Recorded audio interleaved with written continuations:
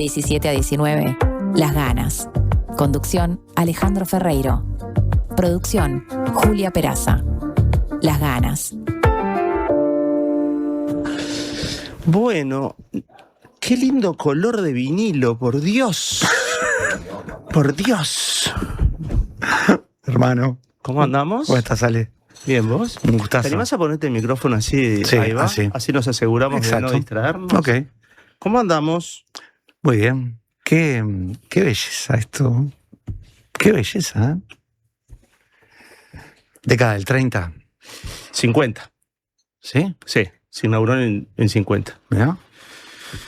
En el 50, pero la construcción de esto es muy anterior. El proceso empieza unos años antes, ¿no? 15. Tanto. Sí, creo que 10 años antes. Podés ir al primer programa de Las Ganas, segundo bloque, y tenés la historia de... Ok, lo voy a hacer. Con la arquitecta que hizo su tesis de maestría sobre este edificio, y gracias a su trabajo se terminó nombrando Monumento Nacional. Está un poco desconocido la historia de este edificio, que es Cecilia Sheps. Mira. Yo sabía que la charla iba a ser así.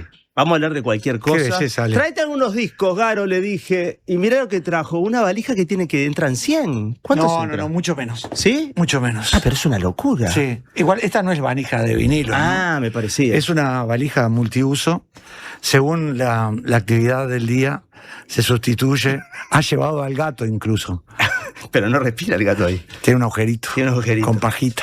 Escuchame una cosa, y algún picnic también a lo mejor. En el Parque Rodó, mucho picnic. Bien. Se celebran muchas cosas ahí. De tarde. Es la voz de Garo Araquelián, que es nuestro invitado. Garo, que todos ustedes lo conocen, pero vale la pena recordar que, entre otras cosas, por lo que se lo conoce como músico, compositor, ha integrado varias bandas. Hace unos años está en una carrera solista que especialmente yo valoro mucho, vos lo sabés. Muchas gracias. Tu primer disco me parece un disco que cuando surgió, creo haberte escrito un mail ese mismo día, cuando lo escuché, diciéndote que para mí tenía un destino de clásico, y pasaron los años y sigo pensando lo mismo, y ahora tenemos el segundo disco como solista, Milonga del Quirón, que acaban de traerlo para poderlo escuchar aquí en vivo, desde las bandejas de Las Ganas, y ya está pronto. Pero bueno, te voy a contar una historia. A ver. Hace muchos años, un día me paraste en la mitad de la noche y no me reprochaste, pero me dijiste: che, me hubiera encantado que me entrevistaras alguna vez en Planetario. Ya no existía Planetario. Desde entonces hemos charlado muchas veces, pero bueno, no digo que esté cumpliendo, pero en parte lo estoy haciendo. Es el rol histórico, adecuado a su tiempo. Está muy bien. Exactamente, pero lo que te quería contar es mucho antes, y arranca cuando yo soy niño. Sabes que vivía en Sayago, mi madre tenía un negocio, una mercería, en Ariel y Bosciani. Y en esa mercería mi madre alquilaba el local. Y en aquel entonces, muchos años atrás, 50 años atrás, se lo alquilaba a una familia que tenía una casa con este local delante, que donde funcionaba la mercería, tienda y mercería de mi madre, y a veces mi madre recibía llamadas telefónicas y la familia golpeaba una puertita, corría una ventanita, más que una puertita, y pasaba el teléfono, porque era para Mirta. Mirta, te llaman. Y a su vez, después que mi madre hablaba, volvía a pasar el telefonito y cerraba. Porque si vos la mantenías abierta, cosa que yo como niño hacía, abría un poquito, veías el comedor de los dueños del local y de la casa. Y fue mi primer contacto con el mundo armenio. Mira. Fue muy impactante para mí, porque yo tenía 5, 6 años, venía del jardín de infantes a esperar a mi madre que saliera del trabajo.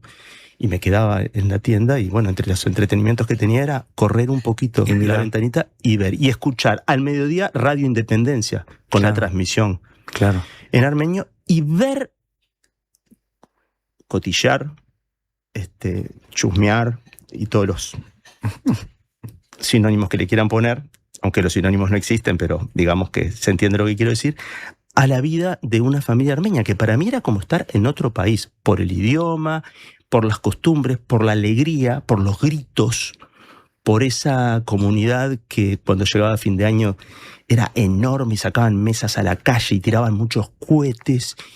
Y digamos que en mis primeros años de vida estaba Uruguay, el barrio, y eso era el exterior. Y quiero saber qué hay de eso en vos. Bueno, Más allá del apellido. claro.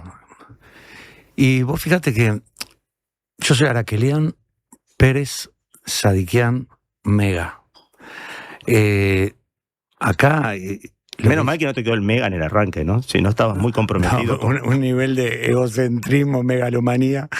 Yo creo que es el devenir de muchos descendientes de armenios, el ser 100% armenio por la dimensión que tiene ser armenio.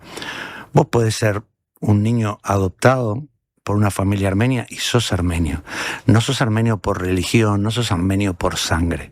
Sos armenio por tu familia. ¿Entendés? Eso funciona así. Es que yo no lo concibo de otra forma. Bien. No sos por raíz religiosa, materna, el ADN mitocondrial y todas las cosas que en otras culturas funciona. Para nosotros que somos descendientes de armenios, más allá de la colectividad y todas esas cosas de las que nunca me interesó mucho ser parte o militante. Sí soy militante de la causa armenia. Fíjate que la causa armenia hoy en día está más vigente que nunca. ¿Cuál es la causa armenia? La causa armenia es trabajar por el siguiente propósito. El genocidio no es un problema de los armenios, es un problema de la humanidad. El no reconocerlo, ¿tá? El no bregar por justicia, por reconocimiento y justicia, es un problema de la humanidad toda. Cuando nosotros vemos el presente en el que estamos inmersos, no es qué mala suerte, mirá el presente que nos tocó. Esto es una construcción. Cuando yo veo las banderas de Palestina en los balcones de mi querido país, por supuesto que siento una empatía absoluta con el pueblo palestino y con cualquier otro que esté diezmado por un terrorismo de Estado de forma sistemática, organizada. ¿Está bien? Pero esto es una construcción. Este presente que estamos viviendo, inhumano, despiadado, es una construcción. ¿Y la construcción en qué se basa? En el no reconocimiento, en lo que hacían los monos del mico. Elijo qué no ver, qué no escuchar y qué no decir. Eso ha sido el signo de la política internacional de los últimos 50 años, sin lugar a duda. Y siempre lo fue. Pero de los últimos 50 años en el 2001 fue el 50 aniversario de la Declaración Internacional de los Derechos Humanos. Hay un mundo moderno que es el que nos pertenece, con el que tenemos, que tal vez nuestro rol histórico, como decíamos hace un rato, esté signado por las cosas que nos competen. Yo no soy responsable por las injusticias del Imperio Romano. Yo soy responsable por el mundo que me toca desde que tengo un rol, mi propio mayo francés. ¿Qué empecé a hacer cuando tenía 18 años? Hasta ahora. Y bueno, ¿de qué manera fui parte por la inacción o por la acción de la construcción, del proceso de construcción de este mundo tan injusto, ¿no? Bueno, volviendo al tema de los armenios. La causa armenia es una cosa que me atraviesa enteramente y que trasciende la condición de armenio. La causa armenia es un asunto de la humanidad. De la misma forma, siempre digo, soy 100% armenio y 100% uruguayo. No hay un porcentaje que te particiona para sentirte... No tengo conflicto de identidad. Por eso tanto me subleva como acción-reacción cuando hay diseños de identidad para el Uruguay, ¿no? Que ha sido una carrera de los últimos... ponele 20 años, ¿no? El diseñar la identidad uruguaya. Bueno, está bien, ya se hizo en el gobierno de Latorre, Santos y Taje, ya se hizo en el gobierno de José Valle de Ordóñez, ya se hizo durante la dictadura, ya se hizo... Pero seguimos con eso, ¿no? Yo creo que la identidad está en otro lugar, ¿viste? No es un laboratorio. ¿Vos pensás que esta primera pregunta que generó toda esta respuesta tuya es porque acumulamos años sin haber tenido esta charla o siempre fuiste así? No, evidentemente yo ya venía con un vértigo reconocible, un poco siempre así, sí. Todas las cosas que nada, contigo, una de las cosas que pasa es no es la coincidencia, ¿viste? La coincidencia siempre para mí es algo bruto, el celebrar la coincidencia. Es decir, darte un abrazo, vos también sos de este cuadro, está bien, en la cancha está bueno, pero después en el resto de la vida es un absurdo, ¿viste? Lo que sí me emociona, lo que sí me entusiasma es la búsqueda de las razones, el ahondar en las preguntas que no tienen respuesta, y eso ha sido un signo contigo siempre.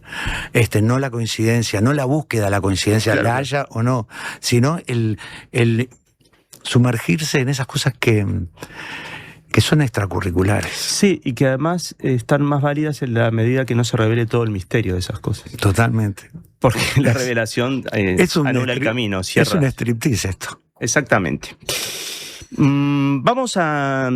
Quiero que sepa la gente que cuando lo invité a Garo y a muchos amigos, les pido a los invitados que si quieren traer vinilos, traigan. Garo se lo tomó muy en serio. Como también me interesa hablar de tu show, que es la excusa de esta charla, no nos faltan excusas, pero esta es la principal, y de tu disco nuevo, bla, bla, bla, bla, bla, quiero hacerte una propuesta al aire y comprometerte. Muy bien. Hace unos días me escribió desde la gira Sebastián Taicera para decirme, che, yo quiero ir a pasar discos ahí. ¿Te parece que un día nos juntemos los tres solamente a pasar discos y hacer al aire lo que hay que volver a hacer, que es mirarse a los ojos y compartir, digamos, insumos que nos hacen bien? Por supuesto. ¿Aceptás? Ya estoy. Ya estás, bien. Quiero que escuchen cómo arranca el disco Milonga del Quirón, que vamos a escuchar en la medida de lo posible, si nos da el tiempo. Ustedes lo pueden escuchar, pero Garo lo trajo, es muy hermoso, lo ven ahí en la pantalla quienes están mirándonos. Vamos a ver qué pasa.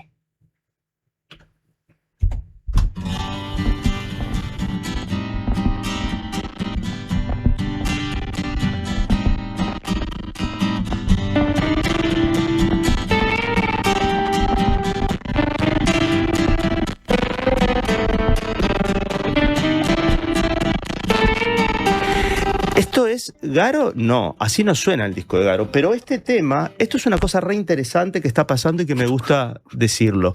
El disco fue abierto acá, hace segundos. Yo lo probé y sonaba medio raro. Y le dije, chiquilines, ¿puede pasar esto? Puede pasar. ¿Vamos a hacer algo? ¿Vamos a darlo vuelta? En vivo. Si usted le pasa esto, se queja donde lo compró, vamos a ir al lado 2. A ver qué pasa.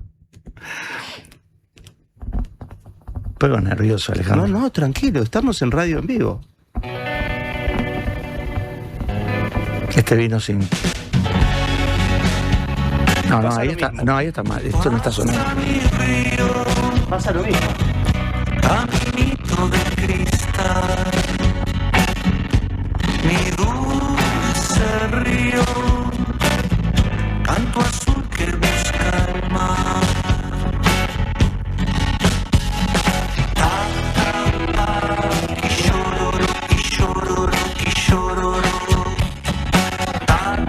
Me encanta lo que está pasando, Garo. Yo sé que es incómodo para vos. No, para nada.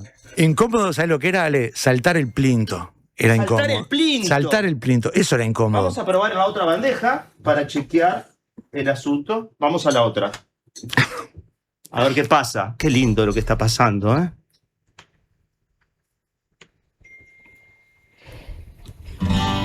¿Estamos ahí?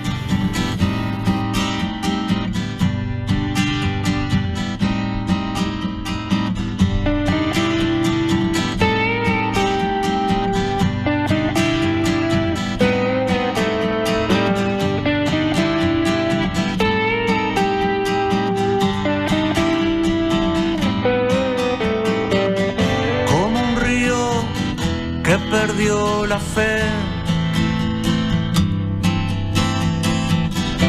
pasa mirando para atrás.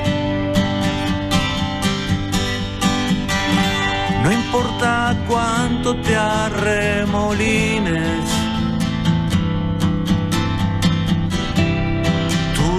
destino está en el mar.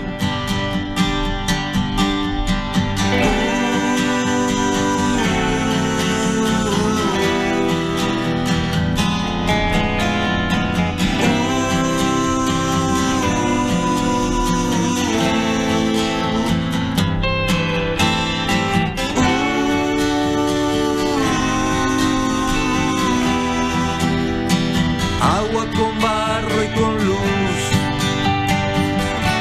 ¿a dónde vas? Fuiste un hilo de agua calma en tus nacientes, luego fuiste turbulencia en las crecientes, y aunque hoy seas agua cansada y no lo puedas ver, hacia el mar vas a volver a correr.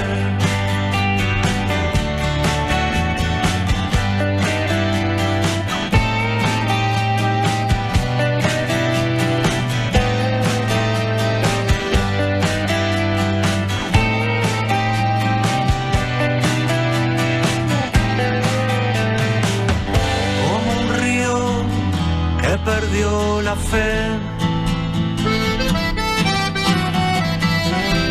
quieres dar vuelta y regresar. No importa cuánto te arremolines, tu destino está en el mar. Milagro de los remansos, fuerzas del caudal, es el eco de tu pena, el gesto del sausal. Volverás a ser torrente dulce rumbo al mar, cielo en el agua serás. ¿A dónde vas? Fuiste un hilo de agua calma en tus nacientes, Fue hermoso lo que pasó, hermoso. Esta radio que todo lo muestra ahora nos permite también valorar el error. Qué Hacemos peligro igual, amigos. el todo lo muestra. No Es un estamos, peligro, es un nuestra peligro. generación no está preparada No. para eso. No, pero nos vamos preparando de a poco, porque nuestra generación también no estaba preparada para tantas cosas. Ninguna generación está preparada para todo lo que le va a tocar. Hay un tema de descalibración que lo ajusté. Ok. Que no suele descalibrarse así tan fácilmente. Algo pasó, alguien, un roce en un momento, una cosita. La Ahora, fatiga de los materiales. La fatiga también. de los materiales. Claro, es raro invitar a un artista a abrir el disco y que suene así. Sí, pero ¿qué pasó? Alguien se tendría que haber quejado, porque aparte no es que sale uno mal. Si sale uno, salen todos mal. ¿Y cuánta gente ya ha comprado el disco de Garo?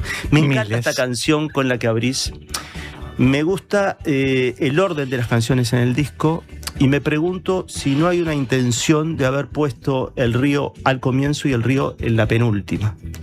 Es verdad. Canción abierta, vuelve sobre el río, sobre esta imagen tan linda de que todo desemboca, ¿no? Ujú. Ahí. Taquilloro, ¿no? en el medio. Taquilloro también. en el medio. El disco anterior de Garo Solista fue un disco de crónicas, ¿no? Sí, exactamente. Un disco que contaba muchas historias, algunas de ellas basadas en crónicas de época, de textos hechos por periodistas, reinterpretados por ti, por supuesto. En este caso concreto yo creo que existe un punto en contacto con el anterior que sin duda es la canción referida a Martín Aquino. Claro. Ahí es como un guiño para aquel disco para mí. Pero después lo noto, aunque el otro también era muy personal, obviamente, siempre son personales, pero lo noto como que pusiste la cámara en otro lado. Claro. Sí, por suerte. ¿No? Fue una decisión? Claro, sí. Repetir la fórmula, digamos, después de 10, 12 años, y hubiera sido un poco nefasto.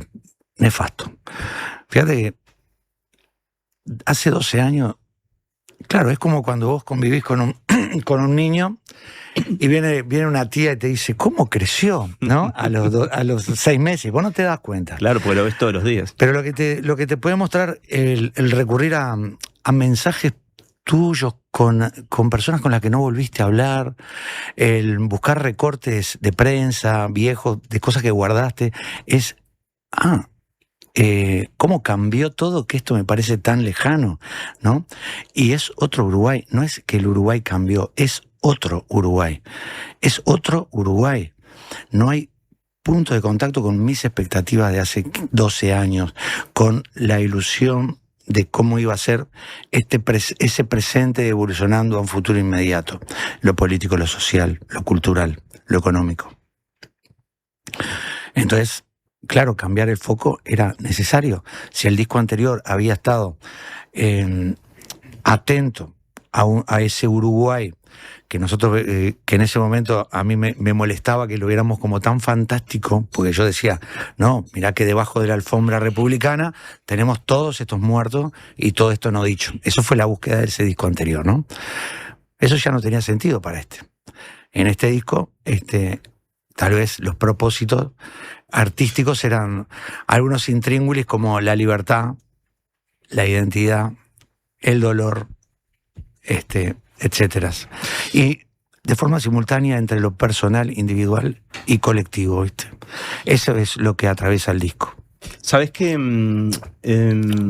ayer hablábamos con Pablo Stoll aquí, él citaba a Godard y cómo Godard había hecho, en una frase que no puedo citar textualmente, tampoco Pablo la citaba textual, pero estaba más cerca de la idea, como la filmación de una película, digamos, también es un registro, un documento de la época, ¿no es cierto? Claro. Porque, y Pablo decía, todo lo que filmamos en 25 watts ya no existe. Claro. Todo el contexto donde se sentaban los gurises, Claro. no existe. Y de alguna manera, en 10 años, que como expectativa para quien le gustan tus canciones, es mucho, pero desde el punto de vista histórico es poquísimo. Sin embargo, todo lo que cambió. Totalmente, totalmente. Mira, Perdón, ¿tenías un hijo cuando ya había nacido tu hijo cuando salió tu disco? No. O sea, ¿cuántos años tiene ahora? 11. Estamos 11. hablando ahí. Claro, sí. Bueno. Mira, juntando por un lado todo lo que estás diciendo, lo que me preguntaste, los vinilos, ¿no?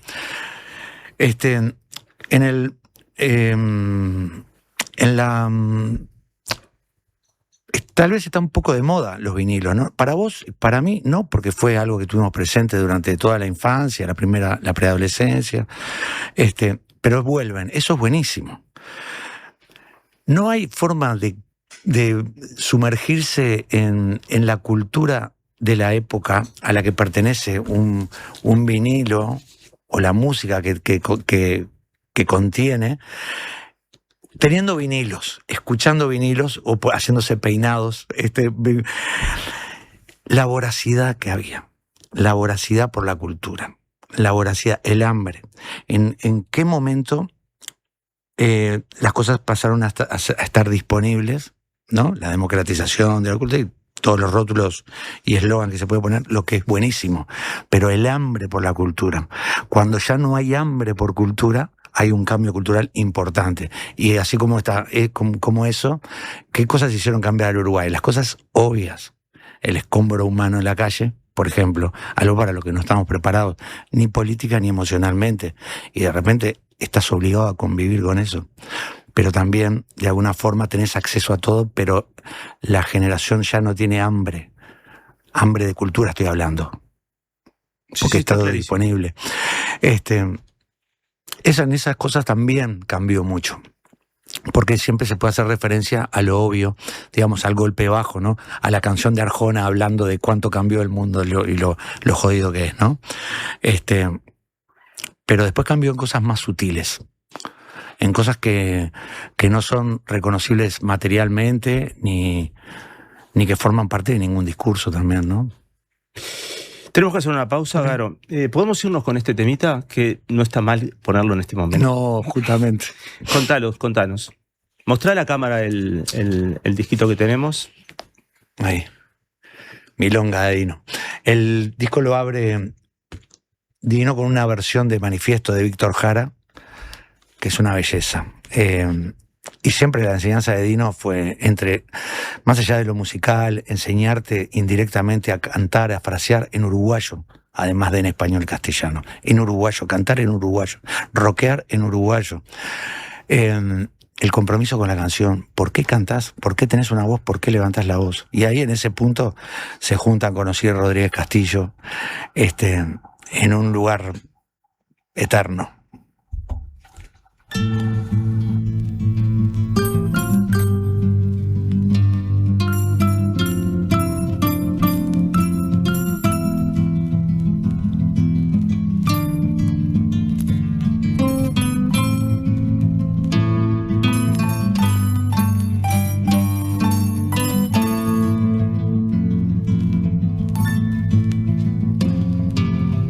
Yo no canto por cantar, ni por tener buena voz. Canto porque la guitarra tiene sentido y razón.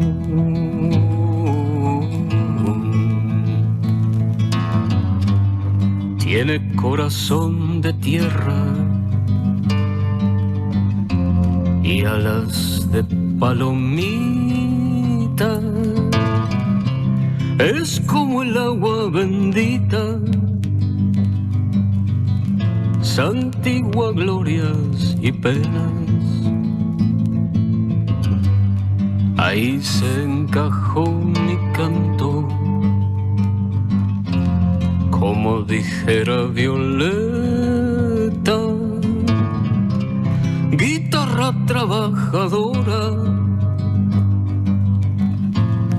con olor a primavera,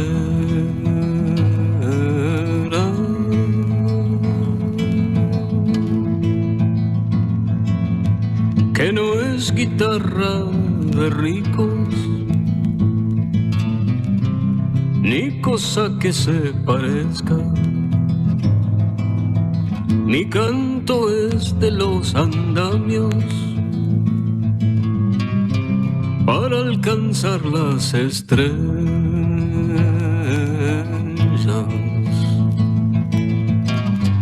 Que el canto tiene sentido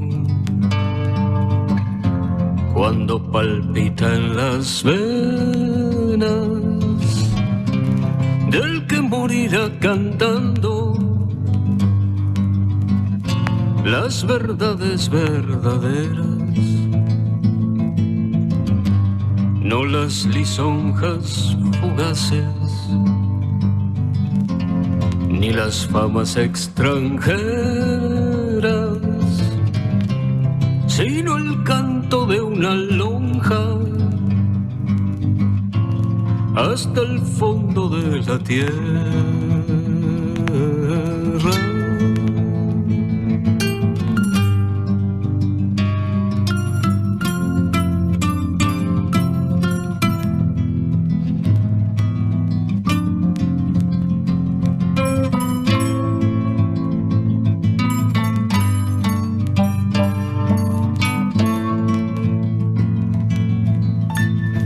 Estamos escuchando Manifiesto de Jara en la voz de Dino. Nos tenemos que ir a una pausa. El disco lo trajo Garo. Hay una conexión clara que vos has manifestado muchas veces con Dino, ¿no es cierto? Y con la milonga, por así decirlo. Nosotros poníamos ahí un zócalo que decía Destino Milonga.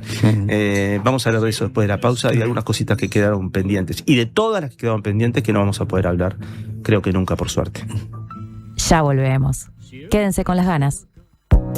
Tenemos una buena noticia. Si tu cédula termina en 5, podés afiliarte a Médica Uruguaya a través de FONASA. Elegir Médica Uruguaya es optar por un sistema de salud que evoluciona con tecnología y un equipo médico de primer nivel comprometido con la salud de los uruguayos. La salud que avanza es uruguaya. Médica Uruguaya. Por más información, comunícate al 2487-4950.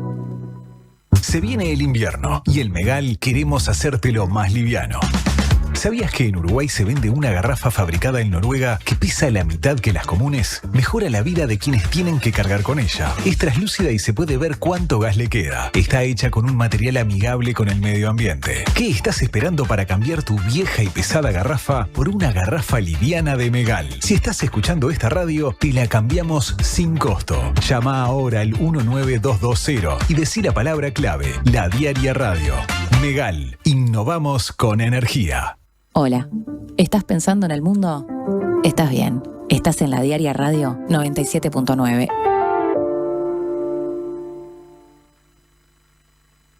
Otoño en la Zabala. En mayo, un nuevo ciclo de teatro en la sala Zabala Muniz del Teatro Solís. Margaritas en el mar, de Rosana Mutarelli. Versión y dirección, Sergio Luján. Cassandra, texto de Sergio Blanco. Dirección de Roxana Blanco. Animales de Dios, dramaturgia de Marianela Morena y Florencia Caballero Bianchi. Reykjavik, de Juan Mayorga. Dirección de Mariana Weinstein.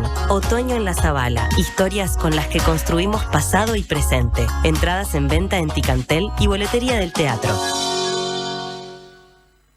Hola chicos, soy Flor de Ciudad Vieja, los escucho siempre, la radio está buenísima. Quiero mandarle un mensajito a mi vecina Carla del tercero B, Carlucci, crack, ídola, avísame cuando vendas el alto, dale, saludo, banda.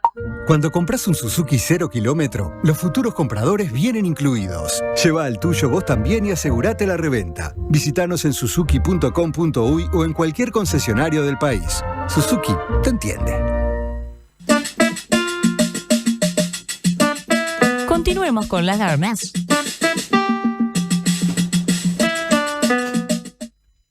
Estamos al aire. Estamos con Garo Arakelian.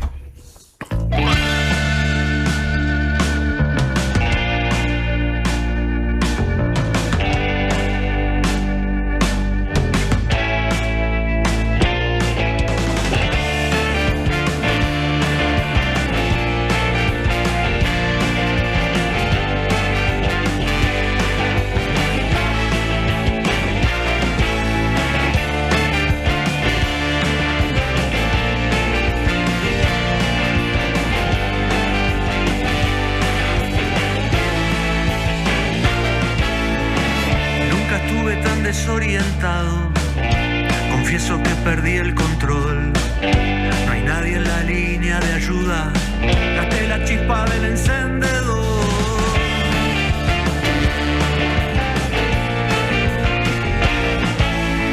Pensé que un poco de movimiento podría ayudarme a no sentirme mal.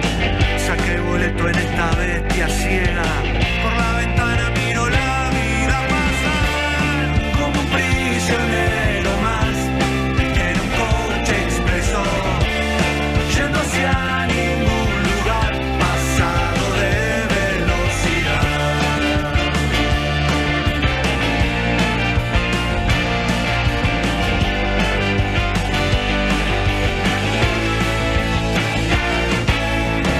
Me despierto y ya tengo luz verde para volver a acelerar igual. Empiezo el día como... Tendríamos que abrir el micrófono sin que se entere Garo para que la gente escuche todo lo que está diciendo. Un señor como yo y no sé cuántas cosas más decía. Este es el corte de difusión. Hablábamos con Daniel Andino, que vino acá a tu Spar. ¿Vino acá a cuidar tu guardaespaldas? Somos carne y uña. Bien, bien. Estamos escuchando el disco Milonga de Quirón de... Milonga de Quirón. Perdón, Milonga de Quirón. Dije del Quirón. Milonga de Quirón. Quirón es una herida que no cierra. Claro, es una herida que no cierra en un sanador que puede sanar a todos menos a sí mismo.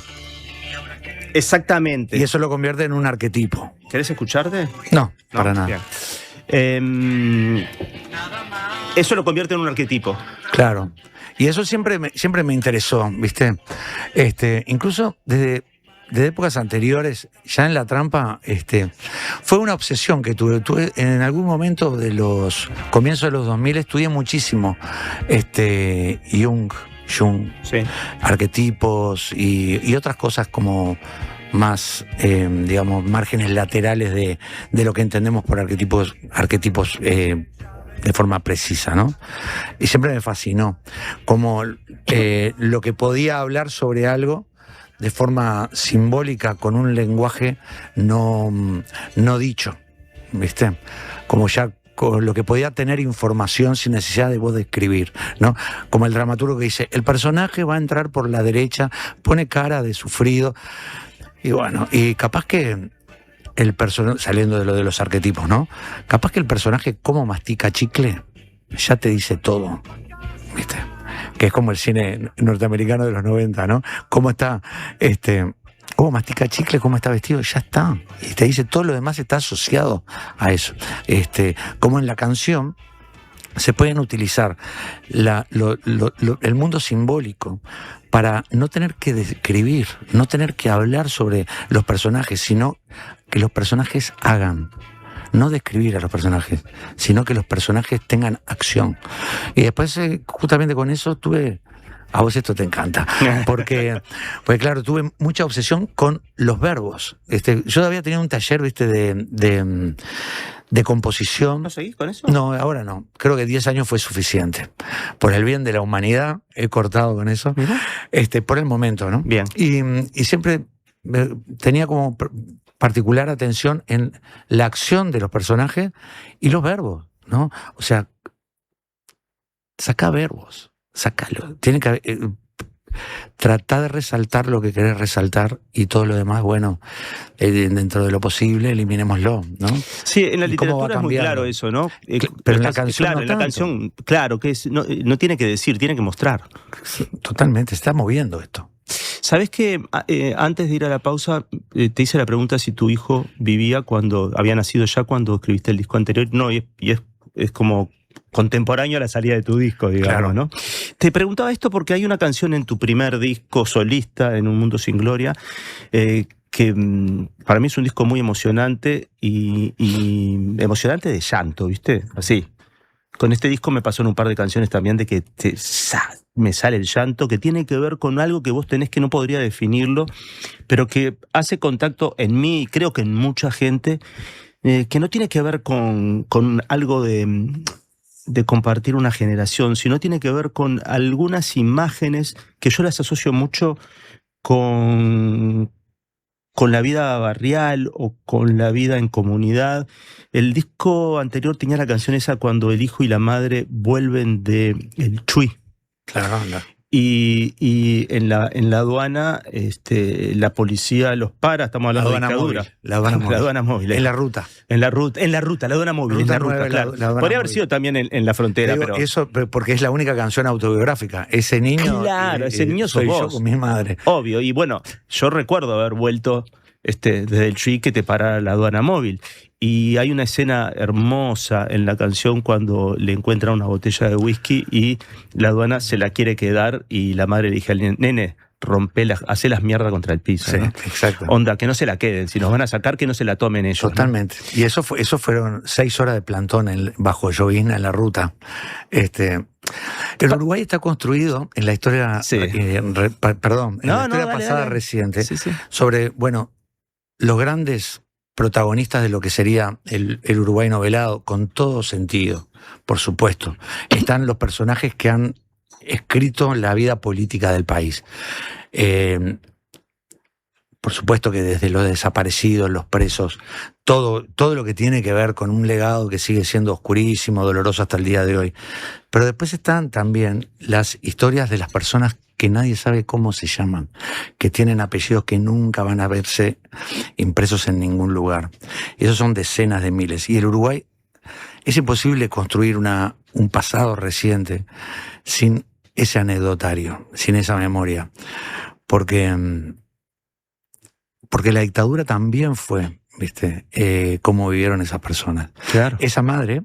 que es muchas madres, por eso esa madre, que es muchas madres, fue la que estuvo en la famosa huelga de las mujeres de la UTE durante medidas prontas de seguridad previo a la dictadura, que fue una huelga histórica, histórica, con un nivel de coraje y sin precedentes, ¿no? Y bueno, la destitución es la que llevó a muchísimas personas, muchísimos de ellos militantes, sindicalistas, docentes, funcionarios públicos, destitución, clase de ciudadanía C, a bueno, encontrar maneras para seguir, para mantener a la familia. Eso también es el Uruguay. ¿Y eso quién lo hace? Yo no pretendo que eso esté en un libro de historia. Lo que sí pretendo es que esté en las canciones. ¿Entendés? Es hermoso lo que si decís. yo no lo puedo escuchar, lo tengo que hacer yo. Es hermoso lo que decís. En ese mismo disco está la otra canción, disculpa que no recuerde el nombre de la canción, cuando el protagonista de la canción vuelve y ve lo que dicen las paredes. Claro. Que sucede en la ciudad de la costa, ¿no? Lo de las paredes es lo que su generación ya no dice nada. Exactamente. Porque esa canción es una canción más compleja, pero también habla de nuestra generación y habla de todas las generaciones, porque cuando tuvimos el voto rosado fue prácticamente a 20 años del voto verde. Y el personaje, ese domingo, que es el domingo, si no me equivoco, 25 de octubre del 2008, el día de las elecciones, del balotaje, del día que sale el presidente Mujica y que la papeleta rosada no tiene la mayoría. Y la canción habla sobre eso. Habla sobre un personaje que se siente como el pez. ¿Te acordás el pez, el símbolo cristiano, que era la pureza, aquella que no podía trascender su propia esencia? Entonces él dice, no, yo no quiero saber nada de anzuelos ni de redes. Yo quiero ser solamente pez. A mí me compete el mundo de la libertad, de los derechos y de las mejores decisiones. No de elegir una cosa para beneficiar otra, como de alguna forma fue ese domingo. Te comentaba estas cosas y la asociaba con tu hijo porque es inevitable, yo no tengo hijos, pero es inevitable pensar que alguien que escribió ese disco inmediatamente después ve nacer a su primer hijo y empieza a sobrevolar esa idea que todo padre o madre en algún momento comenta, que es empezás a pensar en el futuro de él, no en el tuyo. Entonces 10 años después sale este disco. Y bueno, quiero saber en qué cambiaste gracias a él. ¿Cómo se llama? Que me olvidé. Genaro. Genaro, ¿verdad? Genaro, sí. Genaro. Andaba hasta hace poco con una remera de Genaro Gattuso. Yo ya no pegues tanto, hijo. Bueno, cambié yo mucho. Y también, como decíamos, cambió el Uruguay. Y a mí me genera eso una reacción, ¿viste? No le tengo miedo a la palabra reacción. No importa, es como la palabra amor. No me importan las canciones de mierda que se han hecho con la palabra amor y tampoco me interesa el tenerle miedo a una palabra que es reacción, ¿no?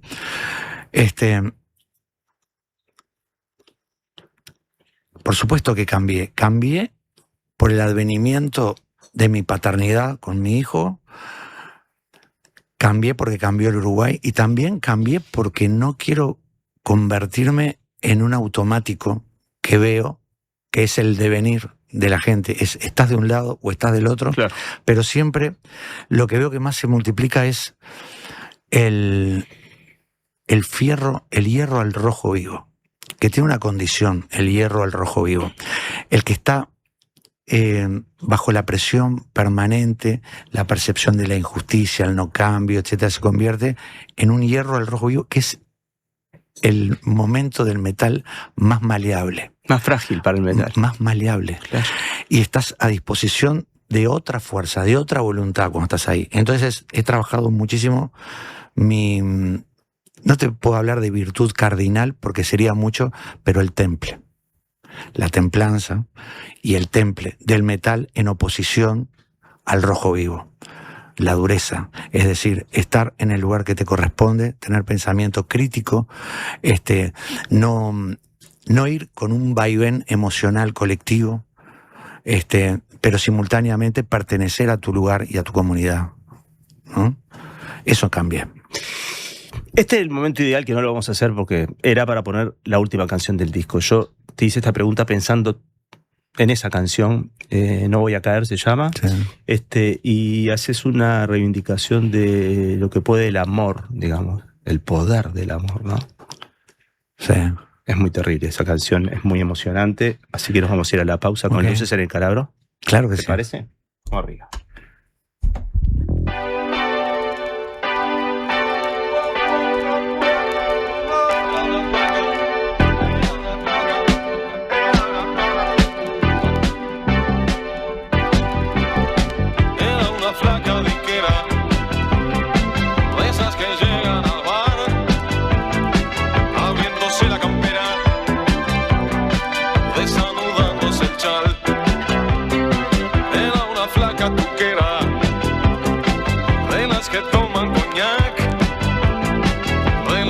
Usan cartera, de las que piensan de más.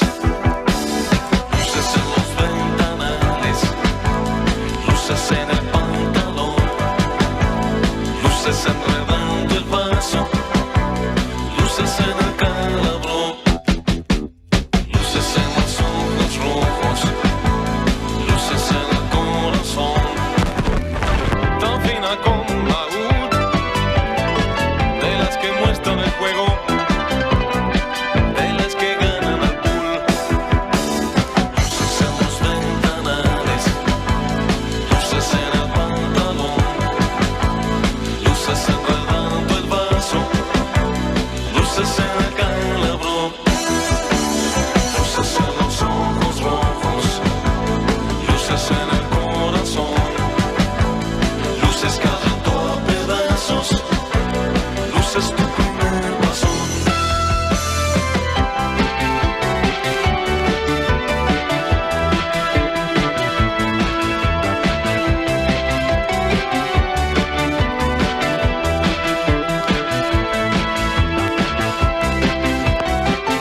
Las ganas diarias. ¿Y las otras?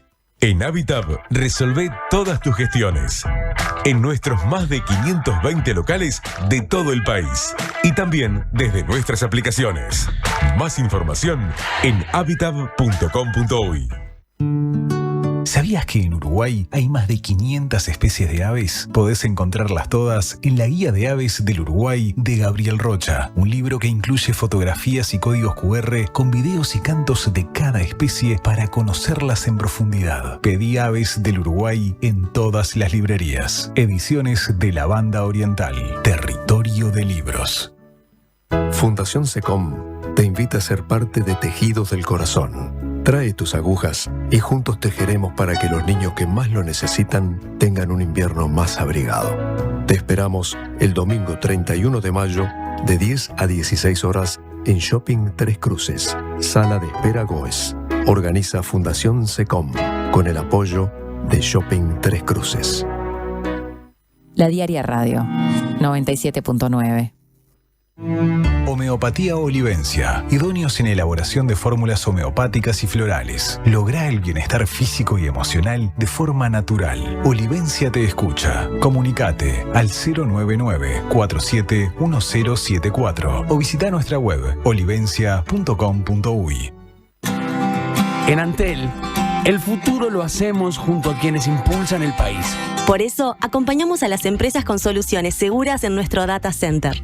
Y también junto a quienes cuidan el planeta. Por eso, trabajamos en la recolección de residuos electrónicos. Porque el futuro se hace juntos. Antel, el futuro lo creamos juntos. Atención, escuchen las ganas. Garo regresa al escenario, esto va a ser el 15 de mayo, ahora no más. Estamos a 7, a 8 días estamos. A una nada. ¿Qué va a ser entonces? ¿Cae viernes? Viernes 15 de mayo. En la trastienda, acompañado por su banda, invitados especiales. Invitados especiales no lo sabemos, y como son especiales no lo vamos a tratar de revelar, pero sí sabemos que Santiago Peralta, mi compadre Santiago Peralta, hace años, uno de los guitarristas con mejor gusto para un artesano del sabor. Divino, Santiago Peralta en coros y en guitarra, obviamente. Irving Carballo, mi hermano de la época de La Trampa. En la batería, Laura Goodman, teclados, guitarra, voz y coros. La belleza aportando también muchas de las canciones tienen una voz que en vivo solamente Laura logra dimensionarla adecuadamente, ¿no? Sabés que el otro día, ayer hablábamos con Julia acá al aire porque fuimos a ver a Nacho Vegas, que trajo una guitarrista que cuando empezó a cantar, a hacer los coros, o sea, toda la gente que yo tenía alrededor, no conocidos, todo el mundo decía, Mirá. Las canciones tomaban una dimensión. Laura cumple esa función muy bien, ¿eh? Totalmente, sí, sí. Y en Uruguay no estábamos acostumbrados, porque incluso el público que le gustaba a Leonard Cohen, que Leonard Cohen siempre ha tenido su coro femenino, acá fue siempre un problema, digamos, un problema en el gusto de muchos colegas, ¿no? Yo en eso no te puedo decir que soy precursor, porque es obvio que sería una palabra totalmente medida, pero sí en el trabajo de los desafíos de cada generación, ¿no? Desde el comienzo, de la carrera solista, la inclusión fue con Laura, ¿no? Ha hecho que las cosas fueran la apropiación, es decir, vos como el decidor, el cronista, no implica que vos seas una voz permanente, ¿no? Claro. Y eso le hace muy bien, a la interpretación y a la canción misma, ¿no? Me faltaba nombrar a bajo y coros. A Seba Codoni. El más joven, un crack, compositor, músico, tiene 2 discos hermosos. El último disco se llama Aguinaldo. El primer disco es La Luz. ¿Vos trabajaste con el disco de él? En el primer disco trabajé. Me sonaba de ahí. Hiciste la producción, perfecto. Un crack. Claro, decime una cosa. Esta beta tan específica tuya, por lo menos para mí, cada vez que hablamos, siempre desde el primer día, salta esto de tu interés por la historia, de tu interés por mirar las cosas y opinar sobre las cosas. Un interés político, en el sentido político, en el mejor sentido. Dejemos lo político partidario, que me parece que nunca lo veo en juego, y eso me encanta cuando hablamos. Me siento en ese sentido hermanado, sí. Pero lo político como sí, ser político. Tenerlo todo el tiempo presente, sin ser un pesado, que se puede ser un pesado también con eso, pero sin serlo. ¿Dónde nace, Che? ¿Pero lo tuviste siempre? Sí, yo creo que sí. ¿Pero viene de familia? ¿Tiene que ver con la pregunta original de esta línea de información milenaria que viene por el mundo armenio, decís? Mirá, el rastrear eso es como hablamos de sumergirte en cosas que no en cosas que no tienen respuesta, pero el iniciar la búsqueda en sí mismo es fascinante y es un camino hermoso, corajudo también, ¿viste? Yo creo que sí, que probablemente eso sea parte, sin dudas, la historia del pueblo armenio es política, es de identidad, es cultural. Fíjate que es un enclave cristiano en el medio de un mundo musulmán proclamando un califato. O sea, ¿cómo sobrevivís con tu lengua? Sobrevivís con tus creencias. Con tu comida. Sí, con todo, pero sobrevivís. ¿Y por qué uno tiene que sobrevivir? Porque también está, las banderas, es verdad, nos han dividido, han hecho que el mundo sea mucho más cruel, la cantonización, la fragmentación. Pero ¿y por qué amamos tanto el ser lo que somos? ¿Por qué alguien querría dejar de ser quien es? ¿No? Y respondiendo a tu pregunta...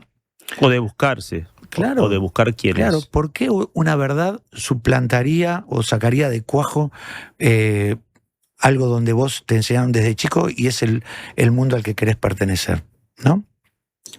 Eso por un lado. Y por otro lado, lo que hablamos, de esa cosa que es un poco sacramental, ¿no? Lo de mi madre enseñándome a tener una actitud con respecto a la violencia, por ejemplo. A la injusticia, atropello, claro. A la justicia. Yo creo que son todas cosas que forman parte. También es la generación mía. Yo me veo reflejado o en sintonía con decenas de amigos que me cruzo a diario. Y algunos lo tenemos un poco más exultante, otros menos. Pero es un trabajo para mí, ¿viste? El no adormecer. No quiero ser un Rottweiler en el living de la tía Nenucha. Eso no es un camino. Que es el típico asustavieja de antes, ¿no? El ser un rebelde en un lugar donde estaba nene, sos un, como dice garzón fatal, ¿no? ¿Cómo es el término francés para el terrible, l'enfant terrible? No, eso no. Es otro métier, lo que te corresponde a vos. ¿Qué verdades, con qué verdades? No estar tan seguro. El mundo de los evangelios, por ejemplo, a mí nunca me interesó. Y entonces, cuando llegan verdades en formato de evangelio y se presentan como verdades políticas, para mí son religiosas y son morales. Y cuando yo veo que el devenir de parte de mi cultura política que me rodea reacciona como los mormones, es decir, ante verdades reveladas que quieren imponérselas a los demás, yo tengo una reacción que es, no, conmigo no cuenten. ¿Y cuál es mi trabajo? Mi trabajo es el de hacer canciones y el de criar a mi hijo. Y en todas esas tareas tengo presente esa reacción, esa militancia. En algún momento de tu vida, estamos llegando al final, Garo, lo lamento porque quisiera charlar más.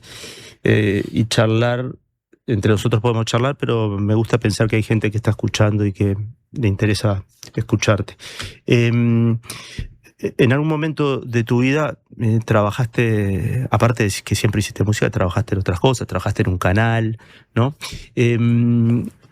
La templanza que estás tratando de abrazar ahora, digamos, ¿vino con la edad o vino con decisiones que te hicieron acercar más a la inseguridad de dedicarse a hacer canciones? Es todo junto. Pero también la memoria, ¿viste? Porque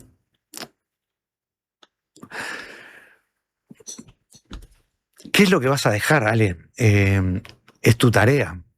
El efecto Doppler de lo que hiciste es lo que va a quedar sonando, resonando, teniendo una energía. Están las cosas escritas, las cosas que se van a escuchar, pero lo tenés que hacer. No alcanza con revolear una bandera y decir yo también soy de los buenos o yo también pertenezco a esto. No, tu riesgo, ¿dónde está lo tuyo? Lo tuyo, tú que tuviste oportunidades, que tenés, podés escribir, ¿qué es lo que haces? Ahora, como respuesta concreta, ¿sabes qué me dio miedo? Y probablemente sea la respuesta más precisa a tu pregunta. ¿Te acordás? Un río de libertad, la foto de José Pla. Increíble. No, el acto del obelisco, yo también. Cuando claro. Éramos niños. Eso era un río de libertad. Y vos lo veías y la ves ahora la foto y es un río de libertad. Entonces, el río tiene su propósito. El río no puede retroceder. Claro. De lo que habla la primera canción. Claro. No puede retroceder. Está en contra de la voluntad y la esencia del río, retroceder. Entonces es el miedo. Justamente, no me puedo achicar con el miedo, no puedo ser cautivo del miedo personal, podría haber sido a ser padre, por ejemplo. O de qué voy a vivir si me dedico a las canciones. Exactamente, y no puedo tampoco ser permisivo con un miedo cultural, social, que puede encontrar enemigos de turno, que son los enemigos que ya hemos visto en decenas de guiones de la historia de la humanidad.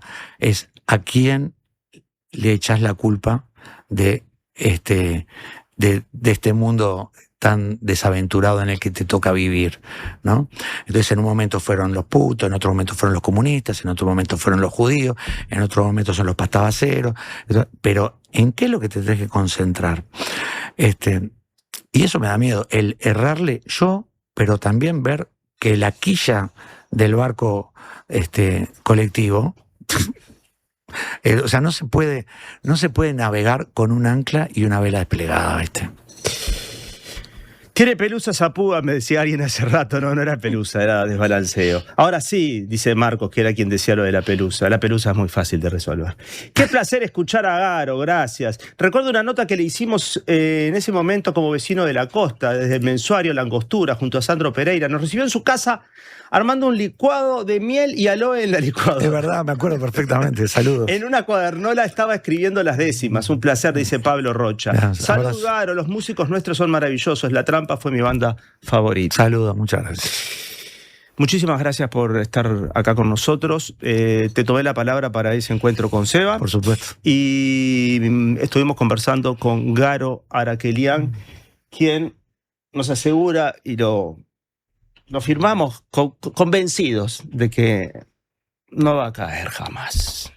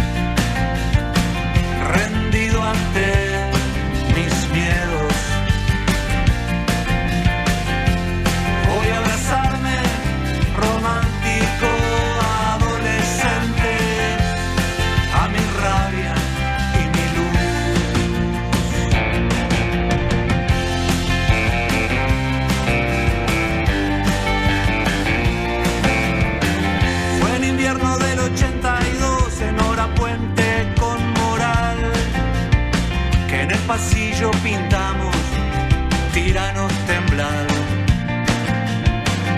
interrogatorio en dirección y amenazas de expulsión. No encontraron en todo el liceo un delator. No voy a caer jamás, rendido ante mis miedos. Voy a abrazarme, romántico, adolescente, a mi rabia y mi luz.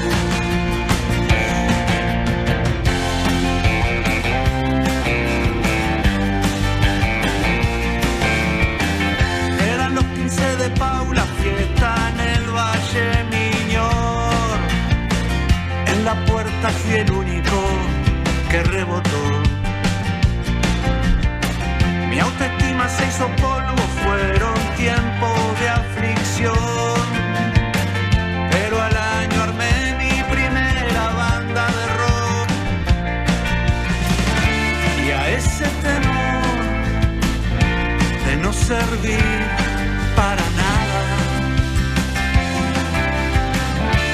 mi guitarra se hizo fuerte y respondió.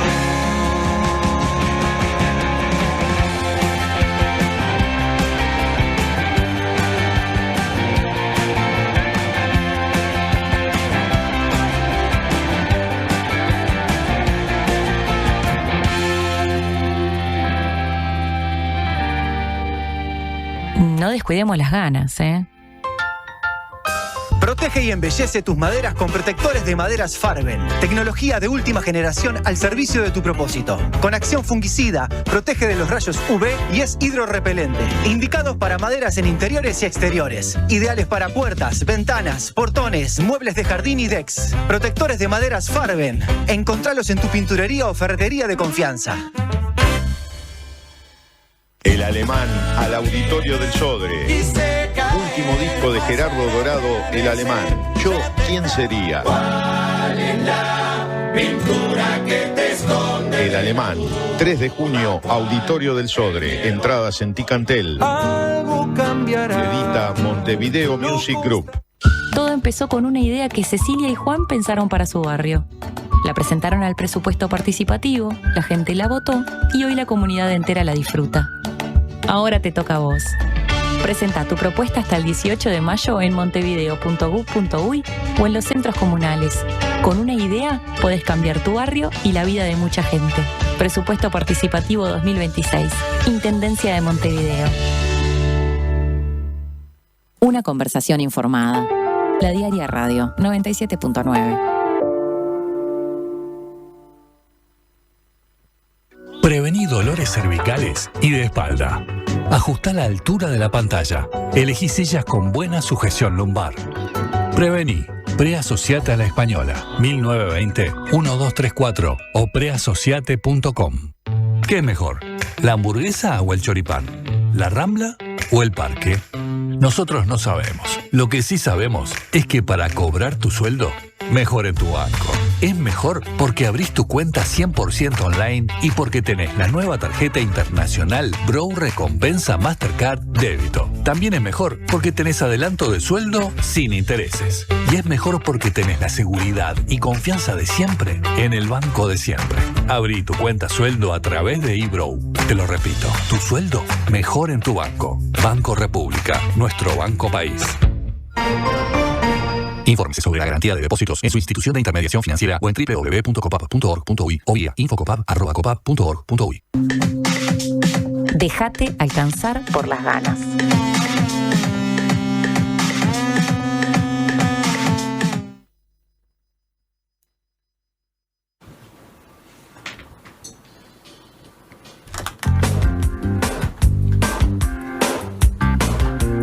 Vuelvo a tu puerto a aliviar mis penas con tu bálsamo.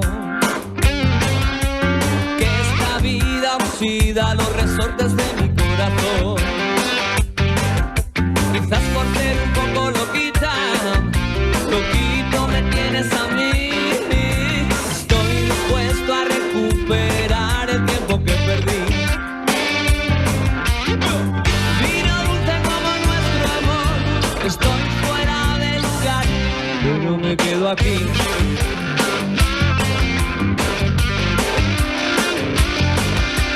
Trae 2 vasos, siéntate. La vida no es un problema, solo una realidad. Que la plata de tu risa brilla una tarde en mi puerta. Ya me lo dijo tu hermana. Si tú la quieres, dale cuerda. Que reviensa está en este chambao. Cuando mi amorcito está a mi lado, sírvanos mesero un vaso más de este delicioso colacao.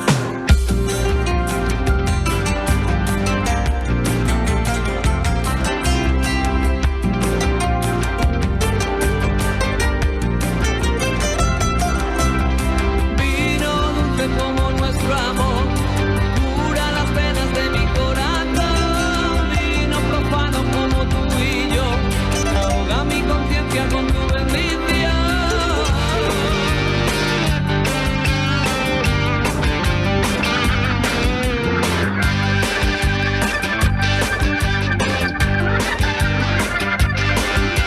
Estoy dispuesto a recuperar el tiempo que perdí. Que esta vida oxida los resortes de mi corazón. Vino dulce como nuestro amor, estoy fuera de lugar. Vino dulce como nuestro amor, pero me voy a quedar junto a ti.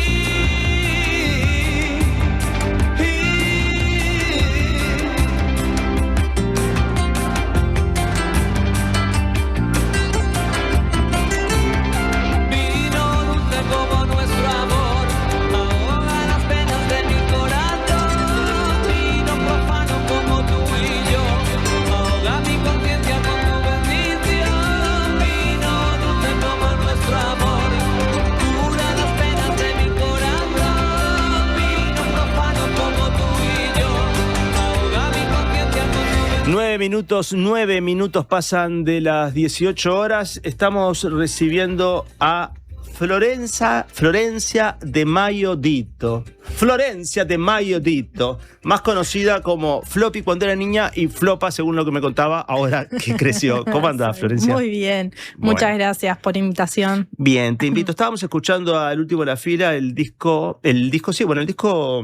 Astronomía Razonable, la canción que se llama Vino Dulce, por esta conexión rápida y un poco berreta también. Como vamos a hablar de vino, ponemos una canción que habla de vino. Pero bueno, la canción nos encanta, la banda nos encanta y el vino nos encanta. ¿Sabes por qué te invité, Florencia? A ver, contame. Porque primero que justo hablaba con Garo y le recordaba mi infancia haciendo referencia a otras cosas y también en ese momento a veces las cosas se conjugan sin proponérnoslo. Le hablaba de cuando tenía 6 años en una experiencia en Sayago, que conocí una familia armenia, que fue mi primer contacto con el mundo armenio, y lo hablaba con él, que es armenio. Y también en esa época me mudé a una casa que tenía parras, y que tenía en el fondo una pileta para pisar con los pies, ¿no? Y lo llegamos a hacer siendo niños. Era un juego hermoso, pero no vengo de una familia de gente vinculada al vino. Pero bueno, abuelos gallegos que hacían el vino en Damajuanas y haber vivido muchos años preocupado por las parras, subido a las parras, yendo a buscar las uvas, esquivando arañas. Y tengo una presencia de la parra muy importante. Tenía también un compañero de clase, Aguerre, que era de las bodegas Aguerre, que íbamos a hacer los cumpleaños a la bodega, y a mí me encantaba todo el mundo ese, porque me gusta todo lo que tiene que ver con la elaboración de cosas. Y cuando empecé a trabajar en periodismo, cuando vino la nueva vitivinicultura en Uruguay, cuando empezó la reforma no me salió ahora la palabra, la reconversión, sí. Y apareció el Tanat, y apareció Estela de Frutos, y bla, bla, bla. Sin ser Estela, en general, cuando uno hablaba con bodegueros, eran hombres, ¿no? Total, sí. Era como un trabajo de hombres, y los enólogos eran hombres, y ahora hay, por suerte, muchas mujeres jóvenes en la enología marcando y diseñando productos, y vos sos una de ellas. Y de alguna manera contigo iniciamos un camino de hablar con... Vos debes conocer a muchas. Sí. Con mujeres enólogas que tienen sobre su espalda y su energía y su visión de la parra el futuro de nuestros vinos. Total. Sí, ¿Cómo te sentís con eso? Bueno, mirá, es loco porque yo nací en el año de la reconversión, en el 87, mismo en el viñedo. Nunca me imaginé que iba a estudiar enología. De hecho, eso que contás, de pisar las uvas, es algo tan lúdico. Cuando me enteré que en la escuela de enología comenzabas haciendo vendimia, ahí dije, esto es mío, me encanta, porque era tipo cero teoría, sí la teníamos, pero era como llegar, nos levantábamos tipo a las 7 de la mañana hasta las 4 de la tarde y hacíamos la vendimia. Empezamos las clases en febrero, entonces esa cosa era, este es mi lugar, dije. Es como un gran hermano. Estábamos muchas horas juntos, pero me sentí como cómoda. Si bien había nacido, obviamente, entre las vides y todo, nunca estuve en una bodega, por más que tenía cercanos, tipo parientes que tenían bodega, después mi padre también. Sentía que molestaba de chiquita cuando iba. Pero bueno, cuando me metí en la escuela de enología fui entendiendo y me encantó. Es como que... ¿Podés decirle a la gente que nos escucha, porque damos por hecho a veces cosas, qué es la vendimia? ¿Qué es la vendimia? Está bien. La vendimia es el momento con más adrenalina que se vive en una bodega, porque es cuando se hace la cosecha de las uvas. O sea, estás todo un año preparando las uvas, todo el equipo de viñedo. Y en la parte de la bodega es como ese momento que recibís las uvas. Es muy importante porque tenés una chance al año. Entonces, nosotros en febrero y marzo estamos con el foco en la vendimia, que es la cosecha. Es como el procesamiento de la uva. Y todo el fruto del trabajo de un año ahí cuaja. Sabemos si lo hicimos bien, si tuvimos suerte, si el clima nos favoreció, si fue un buen año, si la temperatura. Y ya lo ves al recoger la uva. Sí, o sea, se juegan muchas fichas. Es como un partido bravo en el sentido de que haces todo para que funcione. Y quizás que empieza a llover, no sé, el 15 de enero empieza a llover, de febrero, y ya tenés todo pronto para cosechar y ahí se complica y siempre tenés el clima, pero es verdad que es un momento muy lindo y una adrenalina hermosa cuando pasa todo lindo. Por ejemplo, esta vendimia fue excelente. ¿Por qué? Porque no llovió en toda la vendimia, nos dejó trabajar muy tranquilos, la uva estaba súper sana. La lluvia perjudica. La lluvia en un momento comienza a perjudicarse. ¿Sabés qué? Claro, porque antes la necesitamos. Antes la necesitamos, pero es como, claro, es tan difícil porque decís, ¿querés que llueva o no querés que llueva? Yo a partir del 15 de febrero o enero, ya por mí que no llueva. Es como que estoy con los turistas. Es muy interesante eso, porque a mí siempre me molestó, no sé si hay gente que le molesta esto, pero escuchar la radio a veces y escuchar la radio, la tele, o incluso en el ascensor, cuando la gente dice qué tiempo feo, porque llueve, pero siempre pensé, ¿feo en qué sentido? Porque si no tuvieras que a lo mejor trabajar, o si fueras campesino que estabas esperando el agua, o sea, no se puede decir así nomás que es feo cuando llueve y que es lindo cuando hay sol. No es así. Las situaciones de los productores de distintas cosas, el que hace mudanzas no le gustará que llueva, en fin. Pero claro, ahí vos, digamos, el país estaba preocupado por una sequía y a vos lo que te interesaba es que no lloviera. Total, sí, yo voy como en contraste con mi hermano, que mi hermano es como que obviamente que quiere que llueva, está con la sequía, trabaja en el campo, en el interior, y yo tipo cuando a él le va bien, a mí me va mal, y así como que siempre charlamos eso, y eso que decís me repasa, que cuando esa cosa de lo decís tan fácil como para que llueva mañana sí me quedo en casa, y vos decís, no tenés ni idea, me quedo en casa, todo lo que me perjudica, tipo, Claro. si te explicara esa charla que lo decís así, bueno, me pasa lo mismo. Sí. Recién hablábamos con Garo que hay una intención de que vinieran los dos hoy, aunque parezcan dos actividades distintas, que es la del artesano, la del oficio, el hacer canciones, el estar 10 años madurando canciones para sacar finalmente un disco. Quizás los procesos son distintos, pero vos como enóloga, yo siento, creo, me corregirás si me equivoco, también lo que estás haciendo es manejando un montón de factores para generar un álbum de copas, un álbum de canciones, una cierta cantidad de ofertas y en esas ofertas se va no solamente tu trabajo y tu pericia y tu conocimiento, sino también algo estético, ¿no es cierto? Una intención. Si uno se mete en la página de Casagrande, así se llama, no lo dijimos todavía. Sí, no lo dijimos, sí. Casagrande, así se llama la bodega en la que vos estás al frente, ¿no? Sí. Si uno entra en la página de Casagrande, se va a enterar después de toda la historia, que es muy rica, de cómo la familia va evolucionando hasta que la frase final es: a partir de ahora, la que está al frente es Florencia, ¿no? Estar al frente de una bodega es también definir estéticamente cómo querés que esos vinos sean. Sí, siempre me gustó el arte, siempre. Estudié maquillaje mientras terminaba la escuela de enología, hice un año de Bellas Artes. Mi madre es profesora de dibujo, artista. Siempre estuvo y nunca supe cómo mezclarlo las dos, cómo unirlos, macharlos. Y mi madre siempre un día me dijo, un día quédate tranqui que lo vas a hacer. Y es eso que cuando me defino como espíritu inquieto, que me gustan un montón de cosas. Y me pasa mucho que una cosa que hice con respecto a los vinos fue ponerles arte. ¿Por qué? Porque me pasaba que me costaba comunicarlos o no quería alejar a la gente, como que fuera más difícil el mundo del vino, esa cosa que nos ven con la copa y vamos girando. Entonces dije, yo de alguna forma quiero personificar esto y darle color y me pareció increíble hacerlo con artistas uruguayos. Entonces, ¿te referís a las etiquetas? A las etiquetas. Ahí está, me refiero a las etiquetas. Entonces, siempre como que lo que hice fue como ver de qué forma puedo expresarlo de forma visual. Todo eso que pienso, que es como que todos los ingredientes, cómo hacerlo de forma visual. Y sí, obviamente es un arte el hacer vino porque todos los años son distintos. Claro.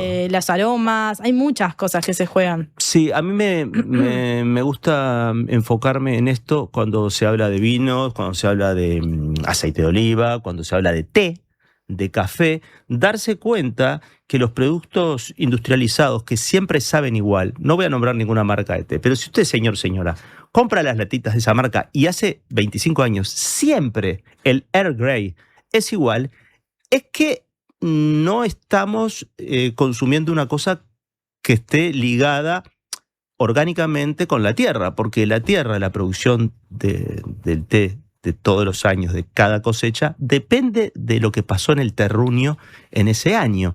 Entonces, pasa lo mismo en el vino. Nunca el vino va a ser exactamente igual de una cosecha a otra, por más que sea un merlot de la misma bodega. Eso lo vuelve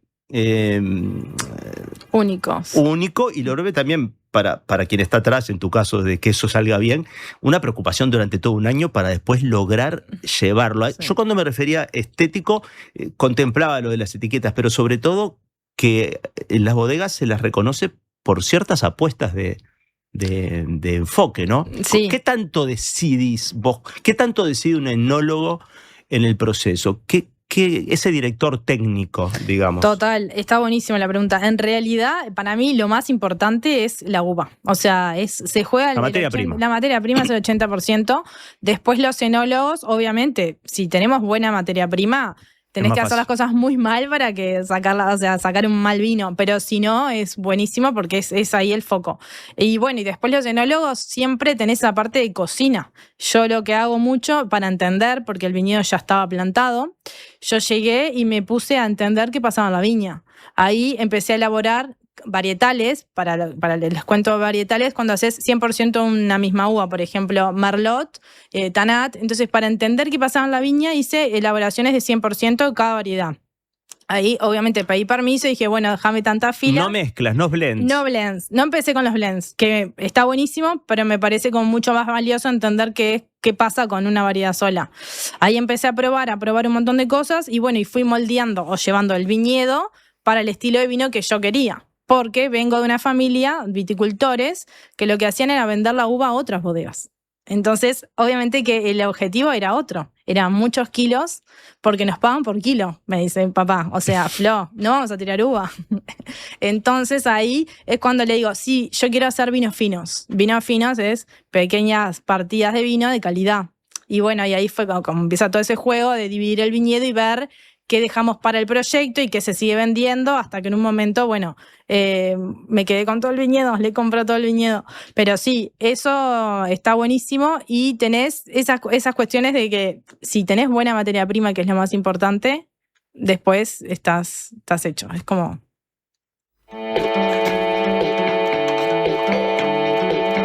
Hay honor en las ganas. Estás hecho significa que todo estás del otro lado. Está para bien. Estamos conversando con Florencia Flopa de Mayo Dito. Sí, es correcto. ¿Tu vida tenías problemas de chica con el apellido?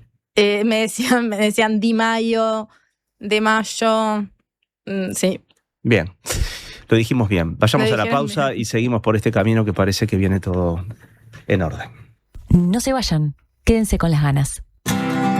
En Antel, el futuro lo hacemos junto a quienes impulsan el país. Por eso, acompañamos a las empresas con soluciones seguras en nuestro data center. Y también junto a quienes cuidan el planeta. Por eso, trabajamos en la recolección de residuos electrónicos. Porque el futuro se hace juntos. Antel, el futuro lo creamos juntos. En Habitab, resolvé todas tus gestiones. En nuestros más de 520 locales de todo el país. Y también desde nuestras aplicaciones.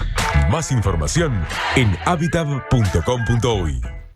La salud visual es un derecho. En Óptica Guzmán te ofrecemos precios populares y productos de calidad. Tenemos descuentos para afiliados a todos los sindicatos. Seguinos en Guzmán Óptica. Visítanos en Colonia 1457 bis, casi Barrio Zamorín, en la parada del ómnibus. Óptica Guzmán. Vení a ver. Subí el volumen.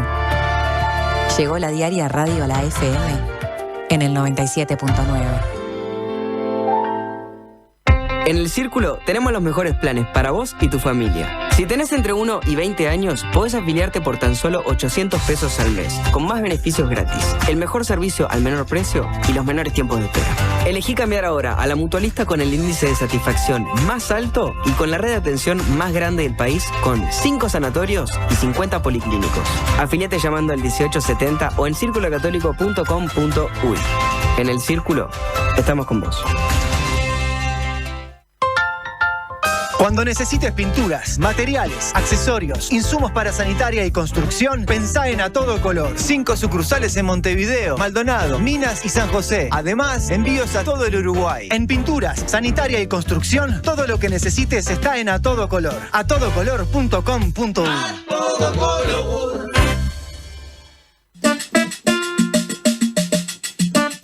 Continuemos con las ganas.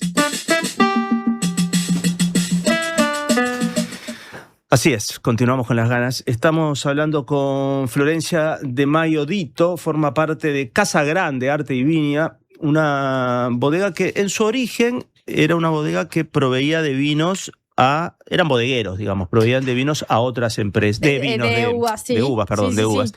Y en algún momento la pequeña de la familia se dedicó a estudiar enología y un día dijo, bueno, quiero hacer vinos de calidad, o sea, denme un pedacito de la tierra y de estas cepas para probar. Hoy en día se convirtieron en una bodega de vinos finos. Sí, hoy en día sí.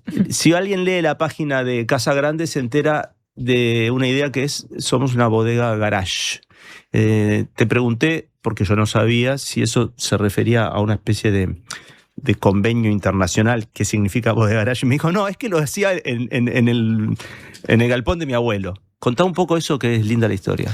Bueno, sí, el galpón del abuelo, en donde está ahora actualmente la bodega, el garage, lo que se hacía era guardar las herramientas y la maquinaria para el viñedo. Era el funcionamiento que tenía. Y bueno, y en ese galpón es que ahí comenzamos a transformarlo en el 2013 en bodega. Bodega quiere decir que va a tener distintos tanques, maquinaria para el proceso de la uva, pero sí, originalmente el galpón quedó igual, solo que hicimos algunas aberturas y un piso para que pudiéramos pasar con un montacargas tranquilos. Pero sí, transformamos todo, ahora fue creciendo y tiene como varios anexos, pero sí, elaboramos el vino en el galpón del abuelo Gaitán. Decime una cosa, ¿vos te recibiste de enóloga en qué año? Yo me recibí en el 2010. O sea, y en el 2013 la bodega arrancó, digamos, impulsada por ti, se desvió para este camino, sí, digamos, ¿no? Sí. ¿Hubo resistencia en tu familia a que, porque entiendo que sos la más chica de una tradición de gente que trabajó con la uva? No, o sea, trabajé en otras bodegas, pero no hubo resistencia, todo lo contrario, que no sé si es más fácil o más difícil, todo lo contrario digo porque sí papá apostó a que sí, me dio para adelante, y a esto de tirar uva, de hacer vino de calidad preferente. ¿Tirar uva qué significa? Tirar porque uva, la gente piensa que la estás descartando. Claro, pero es que es un poco así, por eso es doloroso en el sentido de que si esta no la usamos. Esta no la usamos porque tiene como un objetivo, porque queremos concentrar para llegar a este tipo de calidad de vino. Claro. Por Vas el tema del eligiendo, azúcar. vas definiendo por dónde va la eligiendo. cosa. Entonces, bueno, costó, sí, obviamente el arranque, pero siempre fue como, sí, confiamos, tipo, hacelo. Y hacelo, esa amplitud de, bueno, pensá todo, ¿no? Es como, no es que, porque a veces es más fácil que te digan, no, esto no sé cuánto, porque después decís, no me dejan, pero en realidad cuando te dicen, sí, hacelo. Claro, te pasan toda la responsabilidad. Todo. De hecho, debe ser también, hay que reconocer a esos mayores, a esos padres, a esos adultos que te dicen, bueno, confiamos en vos, hacelo. Sí. Porque también es aceptar que tu hijo aprendió, impulsado por ti, con amor, pero aprendió cosas que vos no sabés. Sí, a ver, yo aprendí mucho con mi padre en la bodega. Al principio el proyecto empezó en el 2013, era yo con Julio, el casero que estaba en ese momento, cortaba el pasto, a veces lo llamaba, bueno, tenemos que apagar la bomba. Y hasta que un momento empezó a crecer y yo la verdad es que no sabía cómo trabajar con más gente, como que lo sabía hacer yo, y un día de repente tuve gente y dije, no sé cómo decirle a esta persona que necesito hacer esto, porque mandar, yo ya le mandar. Se dice mandar, delegar. Entonces, bueno, fue como difícil. Dirigir, claro. Pero porque somos así en familia tana, que viste, vas y lo haces, tipo, sí.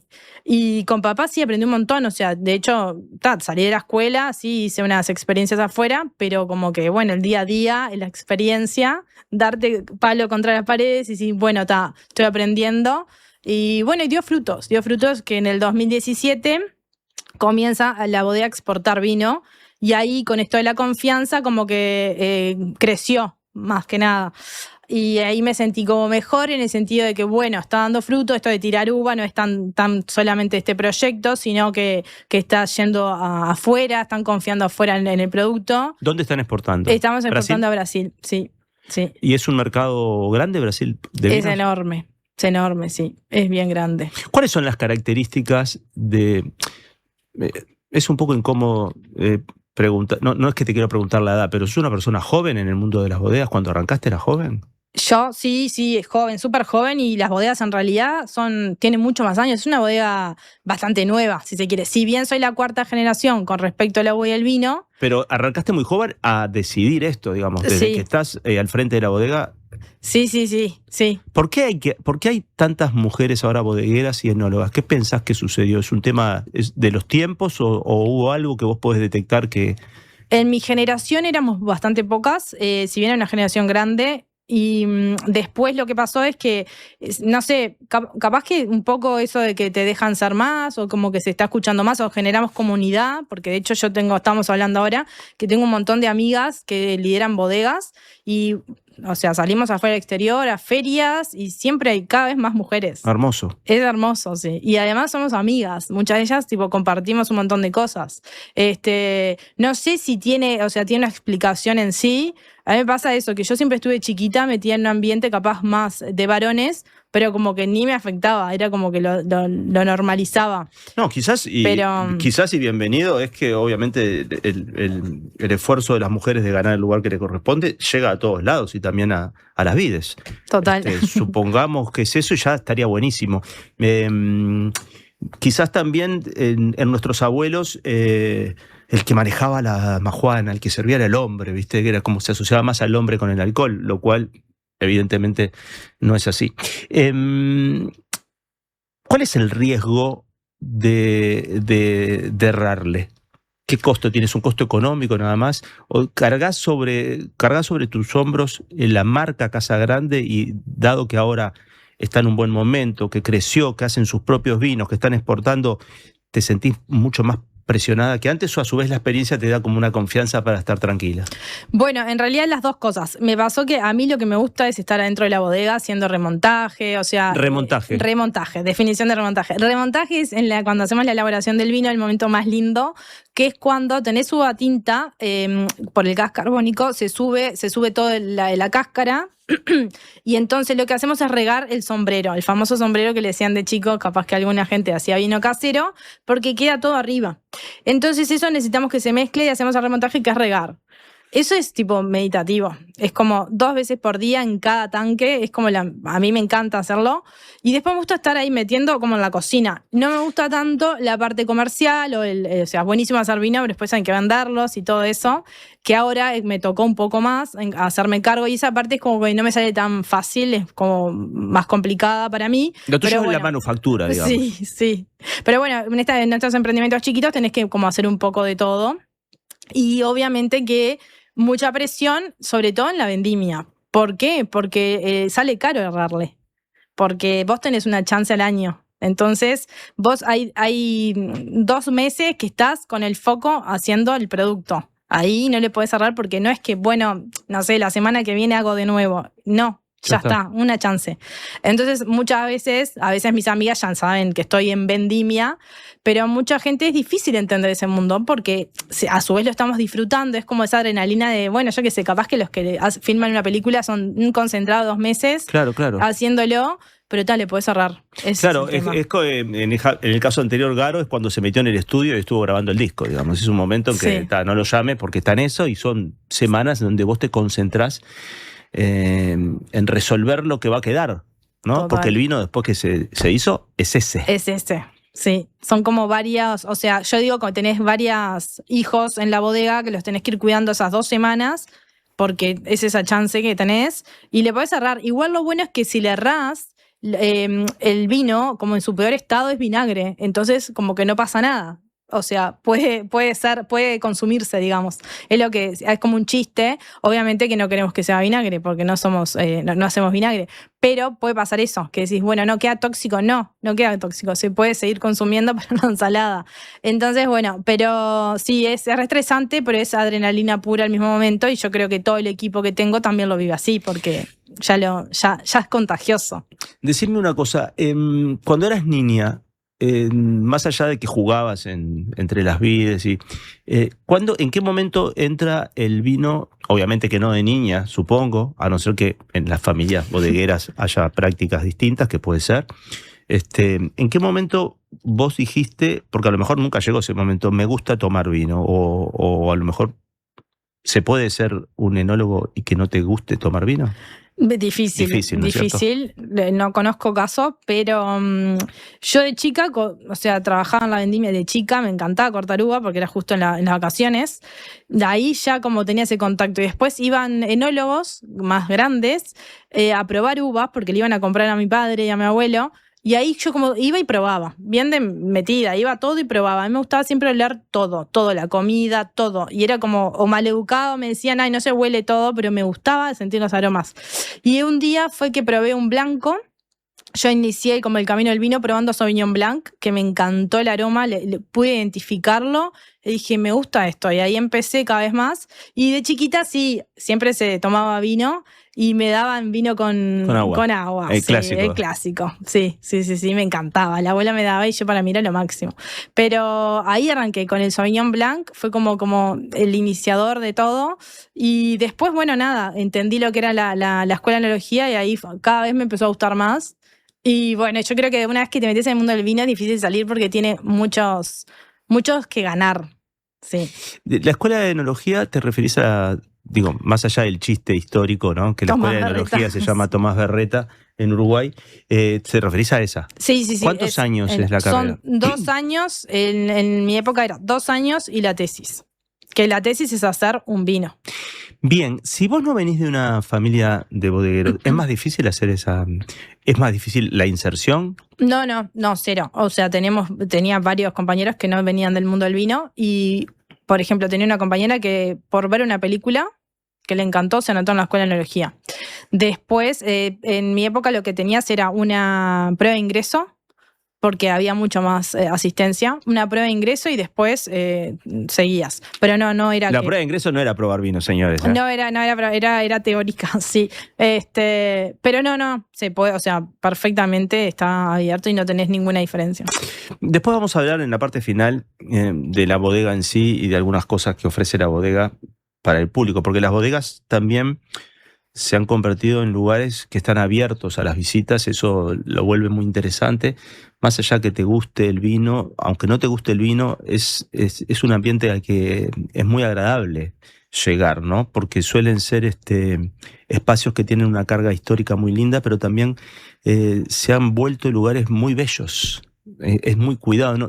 Las bodegas que se muestran generalmente son muy prolijas. Yo creo que debe formar parte de lo que se necesita para tener control sobre todo, ¿no? Digamos que tenga que haber como un orden en el campo, un orden, acá se hace esto, acá se hace lo otro, en este momento estamos trabajando acá no se pasa.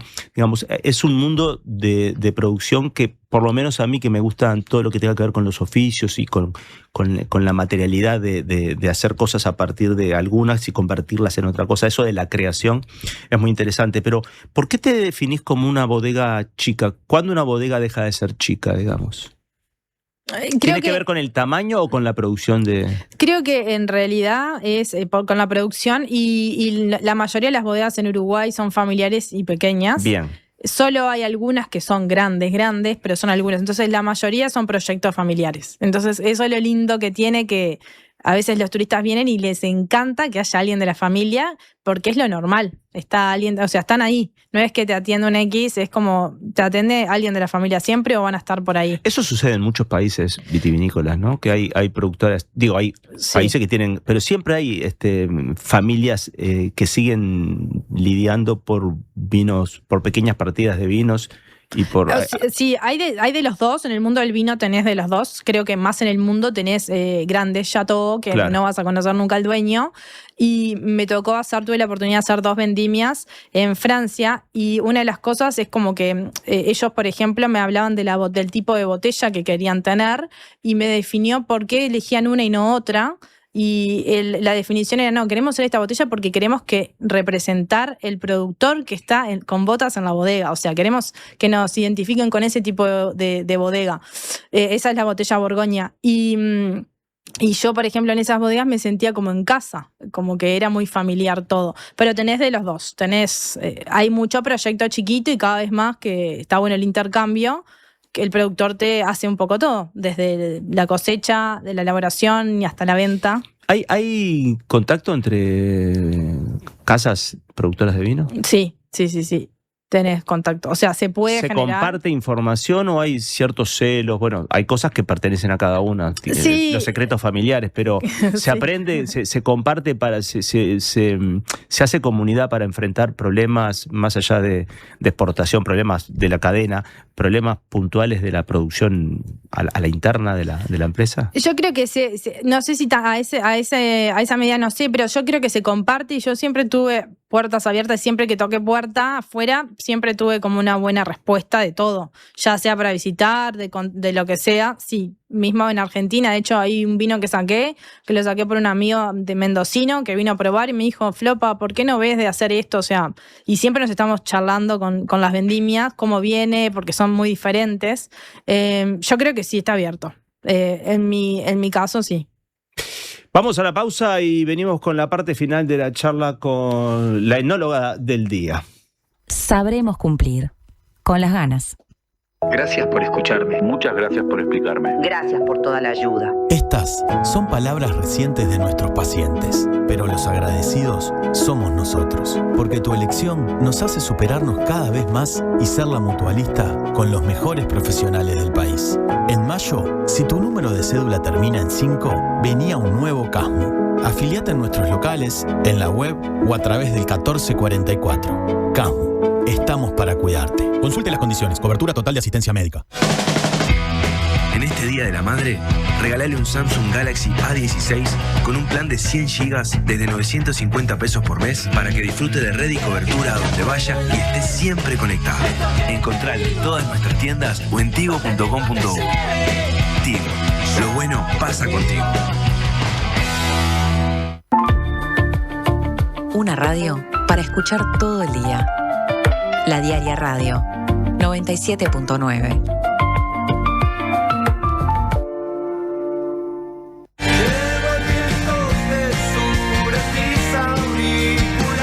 Caro en vivo en la trastienda. Suena la música del bar. Acompañado por su banda e invitados especiales, presentará canciones de su nuevo álbum Milonga de Quirón junto a los clásicos de su repertorio y versiones inéditas. No voy a caer jamás. Viernes 15 de mayo, 21 horas, en la Trastienda Montevideo. Un show imperdible de una de las voces más personales e imprescindibles de la música uruguaya contemporánea. Entradas disponibles en Passline y en todas las redes de cobranza del país. Invita Bizarro. UTE presenta Pequeños Grandes Consejos de Túnicas en Red. ¿Sabías que para tener agua caliente sin consumir de más, lo mejor es tener un termotanque de 40 litros o más y de clase A? También puedes tener el termostato a 60 grados, que es la temperatura óptima del funcionamiento. Lo probamos en casa y funciona. UTE, avanzamos con energía. Las ganas van y vienen. Cómo me mantengo en un solo pie. Mira cómo me mantengo en un solo pie. Soy un buen muchacho.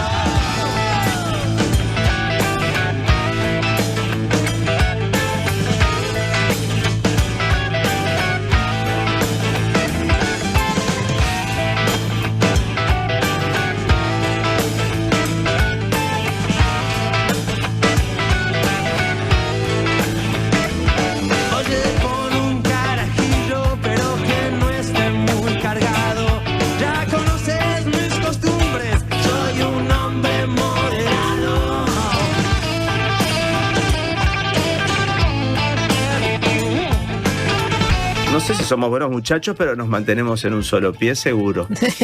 Estamos con Flopa, que en realidad se llama, no sean tan familiares que no la conocen, Florencia de Mayo Dito. Forma parte de Casa Grande. ¿Dónde queda Casa Grande? ¿Camino de los Horneros? Camino de los Horneros, estamos a 10 minutos del aeropuerto y a 5 de Pando.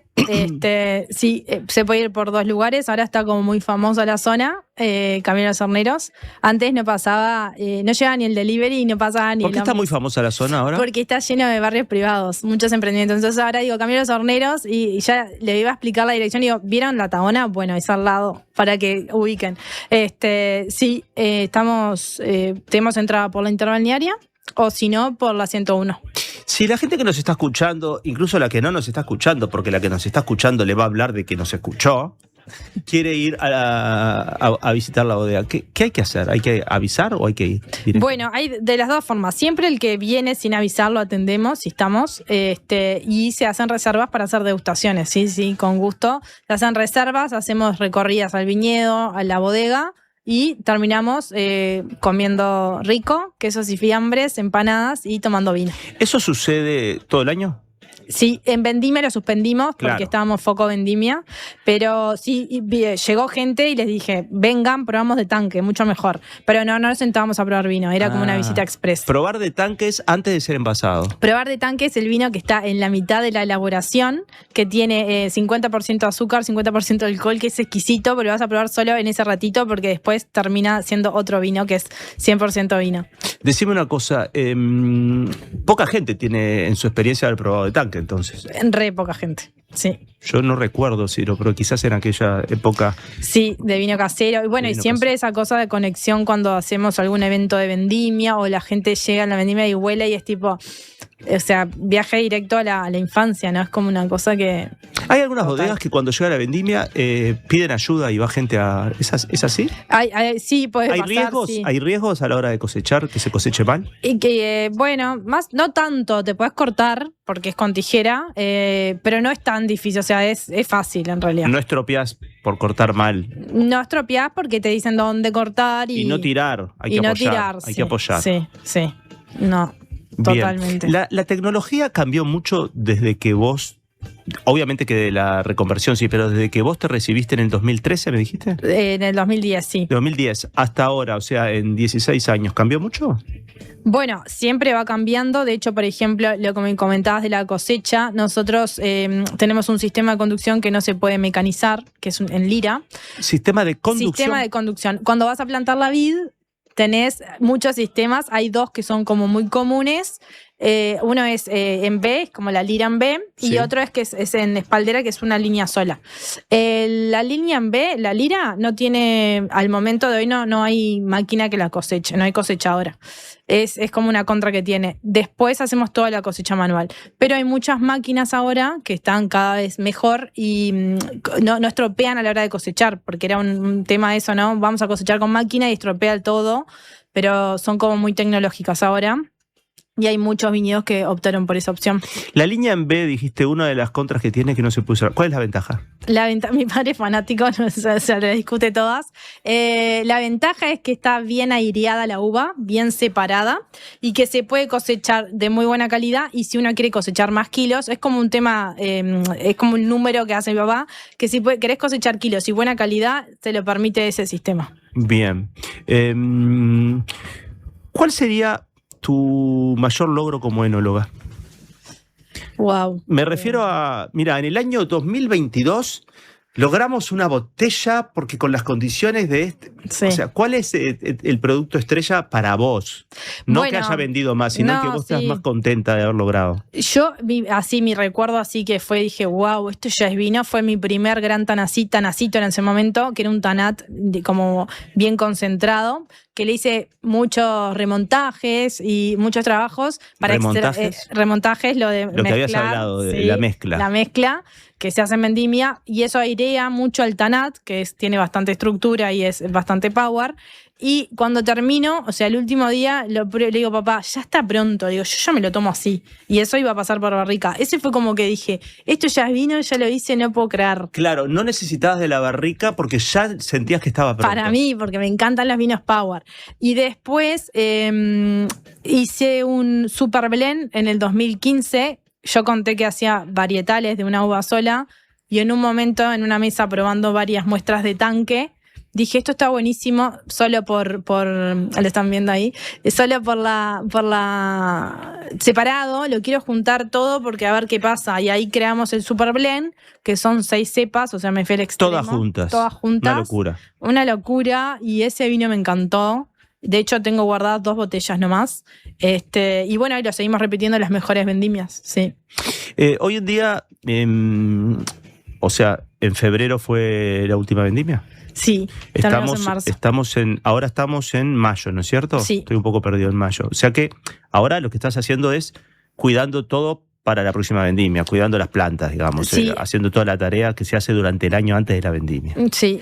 Y lo que cosechaste, ¿están barricas? Bueno, tenemos... ¿Cómo es el proceso? Sí, tenemos... Yo no soy muy fanática de la barrica, pero sí tenemos una mini cava donde hay vinos que sí pasan por barrica porque lo merecen, lo necesitan, y la mayoría de los vinos están en tanque de acero inoxidable. Ahora lo que pasa en la bodega es que estamos esperando en julio, se libera, como quien dice, el INAVI libera y da de alta toda la cosecha nueva.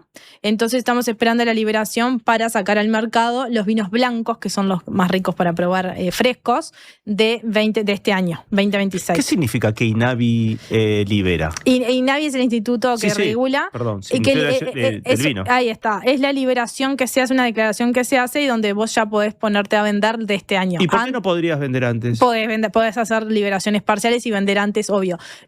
Sí, se puede. No es que no te trancan nada. Ellos quieren que vos vendas.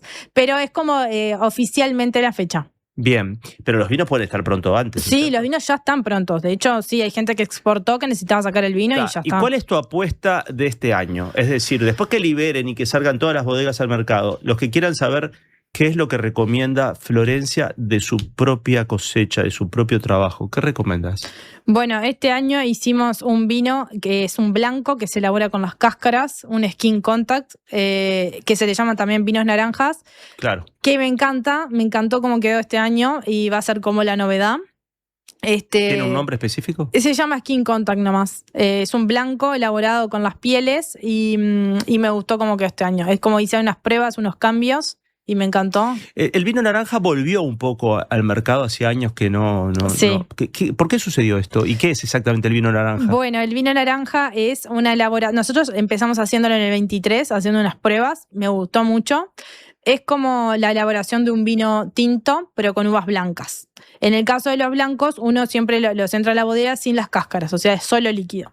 En los tintos necesitas la cáscara. En este caso lo que hacemos es entrar la uva y no separarla de las cáscaras. Hacemos O sea, es uva blanca, pero que va a llevar cáscara como si fuera tinto. Ahí está, cáscara, remontaje, esto que me encanta Sí. hacer, como si fuera un tinto. Y tiene mucha estructura tánica, entonces es un vino que en boca es bastante estructurado, tiene presencia, y además yo digo que mentalmente es otro casillero mental de aroma. Tenés el blanco, el rosado, el tinto y después el skin contact, porque es otro viaje. Entonces, nada, volvió, está de moda, hay mucha movida con todo esto, muchas bodegas probándolo. Y lo bueno es que también de afuera, o sea, porque a veces dice, bueno, vendemos, está de moda, pasa, pero cada vez hay más bodegas haciéndolos y contentos con el resultado. Entonces, está buenísimo. Nosotros lo mandamos a Brasil el año pasado, que insistí porque me parece un vinazo y por suerte se fue para allá, la mayoría del vino, y ahora volví a probar de nuevo más cantidad y con algunos cambios. Florencia, ya estamos sobre el final. ¿La página de Casa Grande cómo es? Vinoscasagrande.com. Bien, ahí tienen toda la información, más de la que hablamos. Sí. Mucha de la que hablamos no está ahí, así que si no Total. escucharon la entrevista entera pueden volver a escucharla Sí, la idea. on demand. Te agradecemos mucho la visita. ¿Pensás que encontraste tu actividad para el resto de tu vida? Y yo creo que del mundo del vino no salís. Es como que ya está. Una vez que entraste no salís. Es difícil. Porque es como te decía, te llena el tubito. ¿Cómo es eso? Sí, bueno, viste cuando decís, bueno, ¿qué actividad te llena el tubito? ¿Qué haces que Nunca te había llena el escuchado tubito? la expresión te llena el tubito. Es algo bueno. Pienso en un tubo de ensayo cuando Y te yo llena me el tubito. imagino, bueno, vos los Sims, como cómo vas dándole Ah. energía y es como, bueno, sí, es como eso. Siento que me llena el tubito. En tus amigos no sé si arrastras amigos de toda la vida, pero digamos, ¿fuiste la rara por elegir esto? No, Flopa está de vendimia, era como, qué pesada estás de vendimia, pero no. Cuando eras niña ya estabas en la vendimia. Sí, no entendés, de cuando eras chica sí tengo amigas de toda la vida y cuando eras chica sí, ahora ya somos tipo, ¿qué Flopa, qué tomamos? O me piden vino, o sea, no. Decime otra cosa, digamos que eras una niña que entre la playa y las vides, elegías las vides. En No las era que lo vacaciones. elegía, era como, bueno, o hacer salsa de tomate o venía a la vendimia, era como las dos actividades que había en las vacaciones. Siempre la bodega estuvo en el mismo lugar. Sí, sí. O sea que naciste ahí. ¿Naciste ahí? Yo nací ahí. Ah, ¿vivís ahí también? Ahora estoy en ese proyecto, sí, volviendo. Ok, Sí. ok. Bueno, me alegro mucho. Una persona feliz hace mejor al mundo. Así que, bien vos, Flopa. Bueno, muchas gracias por la invitación. Ha sido un placer. Hemos conversado con Florencia de Mayo Dito. No es un apellido compuesto, de Mayo es paterno. Sí. Y Dito es materno, pero italiano por todos lados. Por todos lados. ¿Hablas italiano? Un poco. ¿Cómo se dice un poco en italiano? Un po', pero capisco dialecto. Ok.